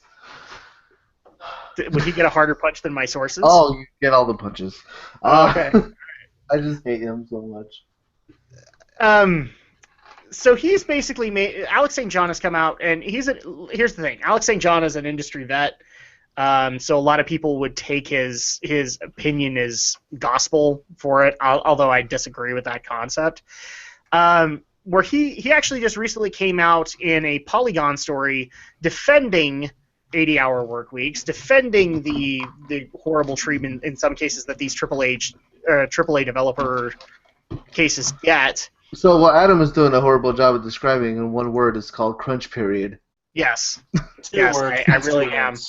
I'm sorry. And he also makes some pretty bad accusations, saying that it's not necessarily his fault, it's the developers' faults, because they are nothing more than wage slaves, fragile, and, quote, lazy millennials. Oh, God. So... Jeez. What a tool. Take it away, Aldo. All right. I can already see him building. So crunch time is a little something that happens towards like the last 2 or 3 months of a game's development cycle. It's something that's becoming a lot more standard in the industry, especially as we're rising. Especially as we get closer to more and more. What? Crunch time is also extending. So like we're. No, it doesn't extend. No. I'm saying that the crunch time, like back when I was a kid, it would be a certain amount of time. Now that time is becoming bigger and bigger and bigger. Not really, because then it wouldn't be nearly as bad. Well, depends on the studio. A little bit, yeah. But so crunch time is just this time near the end of development where everybody's ramping up. You're having people, doing 60, 80-hour work weeks, trying to get their work done. A lot of the times you're working with salaried individuals because a lot of developers are salaried, so you're taking advantage of the fact that these people are not getting paid anything extra. And on top of that, this is also becoming extremely, even more common in today's video game industry when you have yearly releases or bi-yearly releases, when before you didn't really have that. The biggest problem right now is that crunch isn't a necessity. It doesn't have to be a necessity. Crunch is a result of bad planning. It's a result of bad management. It's a result of stupidity and waste of resources and waste of money. If you have crunch, it's because you're not keeping up with your employees. You're not making sure that they're putting stuff out as they should be. If you have crunch, it's because your management is stupid, lazy, and so disconnected from the actual developers and QA departments that are actually working on the game that they have no idea where they are in the actual development process of making a game and putting it together. Crunch is a result of ignorance, of stupid, blissful ignorance. And if you think that is a necessity, you're wrong. You need to look at what you're doing. You need to look at your planning and your strategies, and you need to reevaluate what you're doing, because you are just burning through your developers. You're burning through your money. You are just burning through resources. Well, it's because of things like crunch that we have such a at least in my opinion, and in a surging indie game kind of market. There are a lot of indie game developers that will never touch AAA. Like as kids, they wanted to go into AAA, and when they got out of college, they said, "Screw it." Yeah, but it's they don't get also treated well. yeah, but it's also because of Crunch we have such lovely gems as Right to Hell Retribution and The Force Unleashed 2. It's also because of Crunch that you have like just the overwhelming amount of bugs that you have, such as the Assassin's Creed games. It's because of this mentality of like, just get it out. We're in Crunch and we're already knee deep in this assload of bugs that we just need to get this game out, or else we're not going to make the money for the quarter. It's just a lot of this. Well, and the other thing that I like that you elaborated on is like when you have Crunch in this one division, you have Crunch everywhere else, because while they're pushing out code, you have to have quality assurance, you have to have testers, and they get it as quickly as those people can punch it out, and therefore the entire process is put into this Crunch mode. And Crunch is also just a high-stress environment. It's not good. It's not good, especially with some of the comments that St. John makes later, which we'll get to, but a Crunch environment just isn't a good environment at all, and is avoidable in a lot of ways. You know the release date months ahead of time. You don't years even. You know what you're shooting for. You know what you're aiming for. And the thing is that this is something I've seen in the game industry, having been part of it, is that developers are also aware of Crunch, and some of them have accepted it as a reality. So what do? In the non-Crunch time, they take their sweet time. They take vacations. They do this thing and that thing, which also helps to put Crunch. It's just a symptom of bad planning, bad strategy, just bad management. Because if you forced, I mean, and it sounds bad to use the word forced, but if you made sure that your employees were using their time correctly, you wouldn't need Crunch. Yeah, I mean, there's a good example of a company that does minimize Crunch, that knows how to plan things out properly. Pixar. They actually have the system down pat where they'll have some people doing pre-production, then people doing production. The Pixar system is actually a really good system. Surprised more companies haven't adopted, because they know that when you're working with a bunch of creative people, and that's what makes this guy's tone even more enraging. When you have a bunch of creative on top of that, people, Pixar gets criticism for their methodology, because it's what's some of the ones that they actually brought up is like counterproductive, because it wastes the justification is like it wastes time and money to take this many steps in that process. But there's a reason Pixar has done that, and why Pixar is successful. Yeah. Good Dinosaur aside. Yeah, Good Dinosaur and Cars 2 aside, it does work. And the thing is, when you have a lot of creative people working on a project, and this is something that Mr. St. John says, like, oh, game design is an art. Yeah, but if you're working with a creative person and they're so mentally and physically exhausted, they're not going to be able to produce quality work. If you're basically not allowing them to go home and spend time with their families, they're not going to get quality work. So the whole, Crunch is good, it's like, no, it isn't. Because if you have your creative team mentally and physically taxed, everything's gonna suffer, which means it's only gonna make the problem worse. And I just love this tone that he takes, where he's just like, "Oh, game's an art, and you should just accept it because you're doing it because it's what you love." And it's fun. It's like, pushing a mouse around for a paycheck isn't really hard work. Just let's bring up some wonderful quotes from Mr. St. John, shall we? So the one that Romney is quoting a lot is, so St. John is responding to a new initiative by the International Game Developers Association to tackle unpaid overtime and long hours. Funniest thing. And his quote is, making games is not a job, it's an art. And that there's no amount of money that anybody can pay people with a wage slave attitude.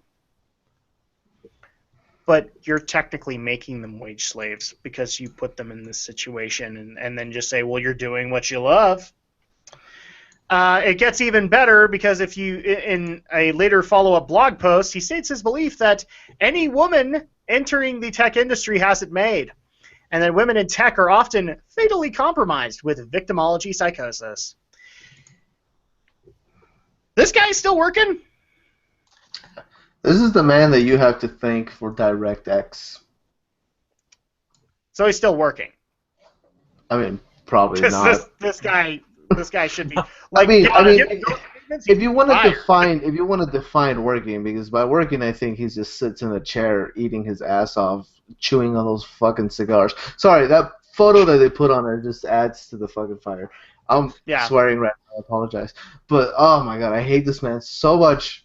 So the photo does not help. I just want to punch this man. Well, yeah, and the interview itself is just infuriating because this guy is just plain being very dickish throughout the entire process. I mean, we have, let's see, I'm trying to find even more quotes from him, but we have so many.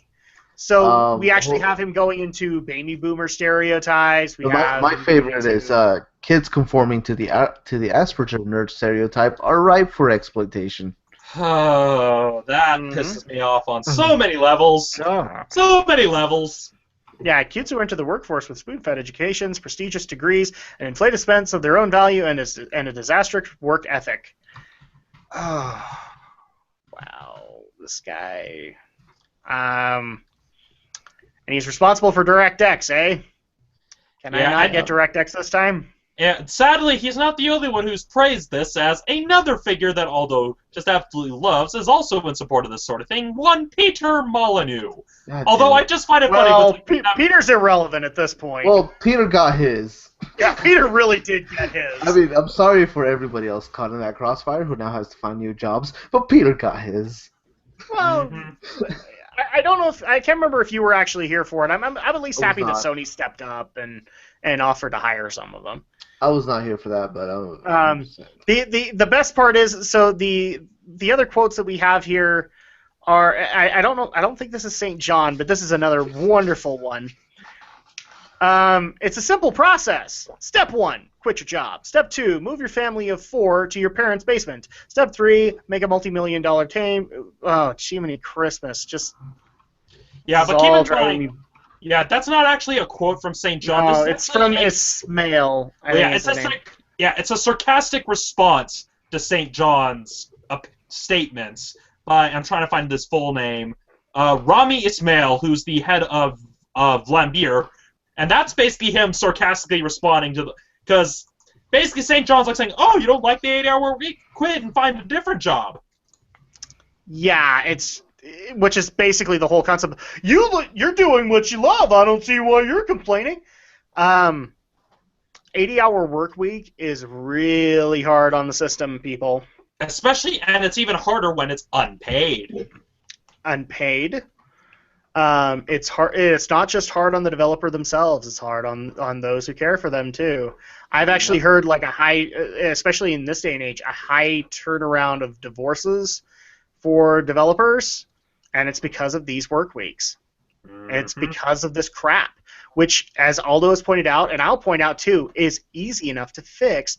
But when you have people in charge that don't understand that process... Because they're not in the trenches. Because they're not there, they don't get it, then at that point, everybody's essentially screwed. Yeah, and sadly, this is not limited to just the games industry. It's common in a lot of industries. I remember the job that I had that was a data entry job had that same problem where there was a lot of crunch time, where there was a lot of times where we had to work Saturdays and Sundays just to get stuff done. The reason they fired me is because I was still getting paid for it and they couldn't afford to keep paying me the overtime. But sadly, that's a reality of a lot of companies here in the U.S. And it's equally messed up. Amongst developers. I mean, this is one of those things where oh man, I know so many people who immediately wanted to go and be developers, and now I feel bad for them. I mean, we literally had a neighbor next to us who worked for Cliffy B's company, Epic Games, and I hear that Epic is one of the good companies that actually treats their employees well. But then there are so many others that go work for these crunch environments, and because there's nothing good that comes out of it, people. Marriages get ruined. Your health gets ruined in that process. Yeah, because I remember when I shouted an artist who works at the Maxis offices here in Salt Lake, that's currently now EA, she explains that was the same thing she ran into when she worked at Naughty Dog, where Naughty Dog is also one of those developers that does a lot of those crunch periods. I've heard that. I've heard a lot of the more prominent developers that I praise that do this, and I mean, Aldo's. I can't put it better than how Aldo put it. There is a way to avoid this. There is a way to fix it. You don't have to do these long vacation times. You can take things slower. And in fact, the development process is aided by being able to do that. Yeah, because and then again, you can take your time and you can redesign things. And like I keep mentioning, look at Pixar. They have it down to a T. I mean, a lot of people think, oh, but you have a bunch of people pulled off for the pre-production. Well, if you get that system working and have the same people working on pre-production and handing it off, you basically keep the machine going and avoid those types of issues unless there's an actual setback. The sad part is like, I can't honestly think of a game developer, like a AAA game developer, that doesn't do this. That hasn't at least at one point done it. I don't think Nintendo does crunch anymore. As far as I have understood. I mean, like, people will probably bring up how I love to praise Blizzard. Blizzard's done it. I know they've done it. And Nintendo's done it on occasion, but it hasn't been like a reoccurring thing, at least to my knowledge. Yeah. It's usually been when there's been an actual setback or something involving them having to fix something at the 11th hour has usually been when crunch time is coming. Because I know there's one case with Pokemon, it was either Pokemon or the Mother series, where Iwata himself had to come in and help code it because of how crunch they were. And I mean, that was in the early, especially in the early days, but I think they've gotten to a point now where they constantly push games back, so I don't think crunch is necessarily a big thing for them anymore. Yeah. But yes, you are right. Iwata was very well known for working in crunch. Yeah. And that's the big difference, is at least Iwata, when it was crunch time, was willing to actually go into the trenches himself to help out. And that's the big difference, where you have people like St. John here basically saying, oh yeah, where he's just obviously... Well, it sounds to me like he isn't even willing to do that. Yeah, he's just so detached. I keep forgetting his first name. It's Alex St. John. Alex St. John. Speaking of Alex's... Alex, any thoughts on this? You've been really quiet on the matter, and you have that serious face where I'm like, he's either building up rage or he has no idea how to respond. I'm hoping that the former is not the case. Yeah, I've seen a Shadow Blazer rage before, people. We don't need Aldo and the Shadow Blazer raging. I read this, and my God, Alex St. John, this guy's an absolute dick. He's a tool. How anyone could have ever worked for this guy or ever worked for him currently, I don't think he is doing anything right now, but this guy's a horrible person. I mean, I work retail right now. I'm back in retail. It's not exactly the same, obviously. We're not like pushing out 80 hours a week or like anything like this, but there are times like this we get these kinds of crunch, not like mini crunches, I guess you could say. We get little marathon hours like these, and it wears on you. And I can only imagine for developers that's even worse. Is it any wonder why that the game industry has such high turnover in employment? It's because of horrible practices like this. And Romney cited Pixar, perfect example. They don't need to run their employees into the ground. They don't need to burn them out. I've got another example that I just pulled up because I remembered this as we got into the story. CyberConnect 2, which is a Japanese game development company. Yes. And we all know there's the ever-going stereotype of Japanese businesses where men have to literally sleep in the office to get their work done. Well, CyberConnect 2, developers of like the Naruto Ultimate Ninja series and the Dot Hack series, well, one of their policies is no stay all night at the company. Kind of broken English, I know, but 2 simple bullet points here after that. Have more communication, health is a top priority. So I'm already, at least from one angle, social media-wise, I'm already getting a little bit of a flack here, and so I want to kind of respond to this really quick. I've come out in support of the business and how they get these processes done, and so I'm giving the impression that I'm flip-flopping on this issue. Here's my issue with this whole concept, is that I am always for doing what you passionately love, and especially from a business perspective, because once you're doing things that you passionately love, the product makes itself. It really does.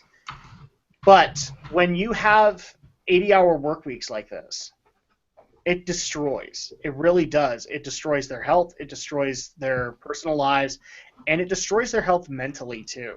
Enough so that I know of a few people that were very diehard into going into the games industry who have since quit. All that time for a degree, all of that gone. And they did because doing that which they loved destroyed their lives. And they just couldn't understand that concept. Like, I'm doing what I love. I'm living the dream, and it just wrecked me. And so at that point, I can see it from this perspective too, because business executives aren't handling this well. But in some cases, the people who are working the 80-hour work weeks, they don't handle it well either. Some of them take it from a very Iron Man mentality, which can eventually adopt in some people, not all of them. But then they think that they can do this forever, and those are the guys that kind of have short lifespans. So at that point, I've actually made it kind of a personal habit to, like, if you want to get into the gaming industry, which I've met a few people that have since, and I don't tell them to not pursue their dreams, because that would be against what I've always believed. But at the same time, have a backup plan, because this could blow up because unfortunately, I know that this could potentially blow up in your face. That's the sad reality of it. There are other industries that do that too, where it's just good to have a backup plan.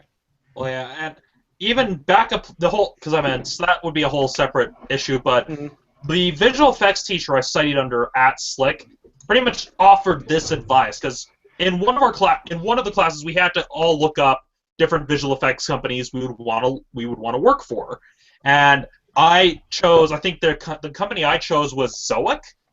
And that was after looking at companies like ILM and stuff like that, but then reading about some of the issues of work-life balance, and that was the thing that I kind of pointed with Zoic, and he basically says, like, although I may not necessarily agree with the choice, the work-life balance is important.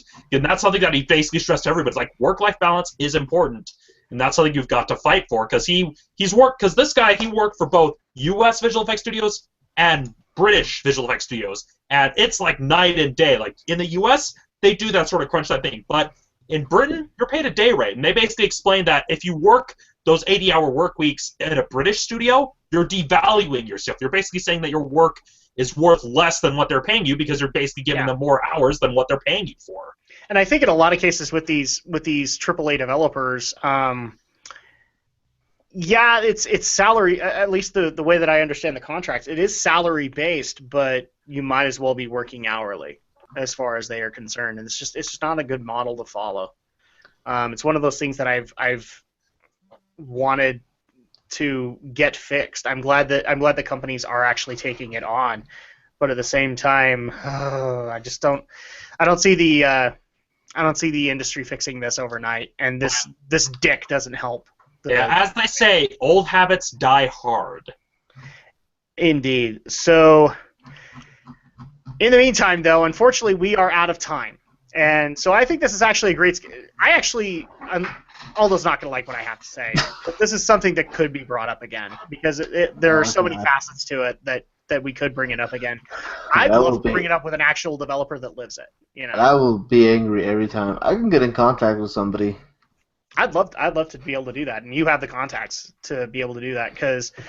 we can speak of it all we want. Really, the one here that has the experience I don't think you've done the crunch time yourself, Aldo, have you? Yeah, twice. Okay, so you could speak of this. It would be great to have another developer who can actually state. And I was hourly, and I had to do crunch time. So that's just. They account for it. They literally account for the pay that you're gonna have to give your hourly employees in crunch time. Like that. That's how standard this is in the industry. Yep. So in the meantime, though, we're going to go ahead and need to wrap things up tonight. So if people want to get a hold of us to give their opinions on our opinions on the stories that we covered, let's go ahead and start up with Romney. How do they get a hold of you? Well, you can always find me here on YouTube at youtube.com/StudioGhostUtah. You can also find me on Facebook at facebook.com/Romney'sReviews, no apostrophe. And I'm also on Twitter, as you can see, at RomneyReviews. And for this week's recommendation of Romney's Reading Club, I'm recommending A Field Guide to Demons, Fairies, Fallen Angels, and Other Subversive Spirits by Carol and Diana Mack. Some of you may remember this book from my Monster Clash video on the Wolfman, where I read from a few passages of it. And it's actually pretty interesting because it goes into the folklore of various demons, you've got various demons, specters, stuff like werewolves, vampires, but also stuff from around the world, like Jinn, Azazel, Kairi, and Tikoloshe. If you're interested in learning about the history and folklore behind certain demons, then I'd definitely recommend checking out this book. It's not the greatest, but hey, it's a pretty good book. I sometimes refer to it when I'm writing, so that's my recommendation for Romney's Reading Club. All right, and let's go ahead and move on let's actually go to the Shadow Blazer now. If people want to get a hold of you on the various opinions that you've had tonight, how do they get a hold of you? Well, of course, you can find me on Twitter at AlexJShort is my handle, and of course, follow me here on YouTube where I do make videos. Shadow Blizzard 3000 is my main channel, and as I mentioned the last several weeks and continuing on, unfortunately, I'm kind of also stuck using a backup channel because I got a copyright strike. And that one is called Shadow Blizzard 3000 X2. So follow me on either channel, but Shadow Blizzard 3000 is where most of my main content goes up, but just anything over 15 minutes has to get bumped to the second channel. All right, and then Aldo, if people want to get a hold of you, especially for the people who want to see you more often, because that does happen, how do they get a hold of you, Aldo? Hold on, doing a quick thing. Okay. Sorry, you can get a hold of me on my website, boardoffline.net, where I have done absolutely nothing for the last 2 years. You can also find me on my YouTube channel, Board Offline, where I have done absolutely nothing for a year. And you can also find me at slcnerd.com. SLC, it stands for Salt Lake City Nerd. Where I have posted a couple articles on there, so that's why, there you go. Also, if you're interested in anything at all, I would recommend that you play Enter the Gungeon. I have, sir. I have. That explains why I've been seeing that Steam notification popping up like a few seconds ago where it says, oh, Aldo is playing Enter the Gungeon. Are you saying you're playing it right now? I booted it up just so I could show what it looks like, because it's fantastic. Well, I also did a live stream of it, so you can also find it there. Okay, there you go. But Enter the Gungeon is awesome. I'm gonna do a quick. I'm gonna do like a review for it at some point. But oh my gosh, I love this game so much right now. Oh yeah, it's really good. I got it recommended as a live stream suggestion, and we played it for like about an hour. So I basically mixed in Street Fighter V and Enter the Gungeon, and I had way more fun playing Enter the Gungeon at that point. It's so much goodness. It's just like you know what I love about it? How much it feels like an action movie, even though it's just like sprites. Because you walk into a room, you kick over a table to use as cover, and you just start shooting everything. It's the best. And then when you do your dodge rolls, they're not actual dodge rolls, they're little dives. They dive at them. It's the cutest. Oh yeah, it's great. And your enemies are bullets. It's the best. They are, and also like, so I haven't gotten that far into the game, but I love the first boss, which is the big pigeon with a Gatling gun. There's multiple first bosses. Oh, it switches it up every time. I love that one though. So yeah, there's Gatling Gull, there's the King Bullet, and then there's the twins, and I hate the twins every time. Yep. So moving on, we could talk Enter the Gungeon all night. If people want to get a hold of me, there are two ways to do it. One, obviously, is my Twitter, which is @Drac2326. It's in my lower third here. And then you can also go to my channel, Drac2326, and see all of the content that I provide on my YouTube channel. I do game reviews, I do live streams, I do Let's Plays. I obviously host this podcast. Many things in store also for the coming months of the summer. So you guys can also find me there. If you guys want to get in touch with the show directly, there are 4 ways to do it, and I'm going to do it as quick as I can. First is the social networking. You can follow us on Twitter @GeekyNRO, and you can look us up on Facebook under Geek News, Reviews, and Opinions and like it, and both will give you up-to-the-minute information when we're going live, stories we'll be talking about. I actually am putting out polls to be able to see what you guys think, and also I do put up links for all of the content that these lovely gentlemen, as well as our buddy Brenton Volley and others provide. So all of that happens on those specific pages. Also, you can go to our email if you want to submit a story or give your feedback there. You can go to geekyweek@gmail.com and leave your feedback on the stories that we did cover, and also leave stories that you would like us to cover or even additional details on other stories. Because even though Brenton let us know about the NX, well, he wasn't the only one, because we got like 3 or 4 listener emails. NX is coming! NX is coming! You could say that it's the next thing on the horizon. It's generation next. It's next and next. Boo! The Both of you! The final place that we can go to is Podomatic. So we finally are up on Podomatic. So not our entire 2016 library is there just yet, but you can go to geekyweek.podomatic.com and get the most up-to-date episodes, including the bonus episode that Romney recorded last week when he was able to see a private screening of Ratchet & Clank with Aldo and also with Brenton. That is also up on the Podomatic site. And also there will be a cute little button on Podomatic that gives you subscribe to iTunes. You'll get a feed that way too, so that you can keep up to date on all the episodes that come up whenever they do. So plenty of places to go to. And that's going to go ahead and do it for us this week on Geek News, Reviews, and Opinions. A little bit of business before we call things off, or we call things a night. Sorry, I needed to get a drink there. So feedback has been being placed on the summer movies that we're going to be covering, and we have plenty of summer plans, but I want to update one of them. So people have made their opinions known, and we have discussed it, and you've been heard. We will be getting together for a group review on Teenage Mutant Ninja Turtles Out of the Shadows. Originally, the plan was for us to get together for Warcraft, but since they are so close, what is Aldo doing? They are so close that we just decided, after getting the feedback, that we're just going to go ahead and do Out of the Shadows instead. Yay! For those of you listening to this, Aldo literally ran to the back of his room and grabbed a bunch of his Ninja Turtle toys. I wonder what would have happened if we said we were covering the next Ava. He would have to go. There we go. Off he goes again. That's a lot of rays that's gonna come out. Yeah! Oh, there you go. I was gonna say that would be a lot of rays on the screen. Those are somewhere else. So, dude, let's not press further on that. We will be covering TMNT Out of the Shadows. However, I'm going to clarify something. A couple of people have made a request that Romney get to take charge of a poetic reading of some kind of our opinion on that movie.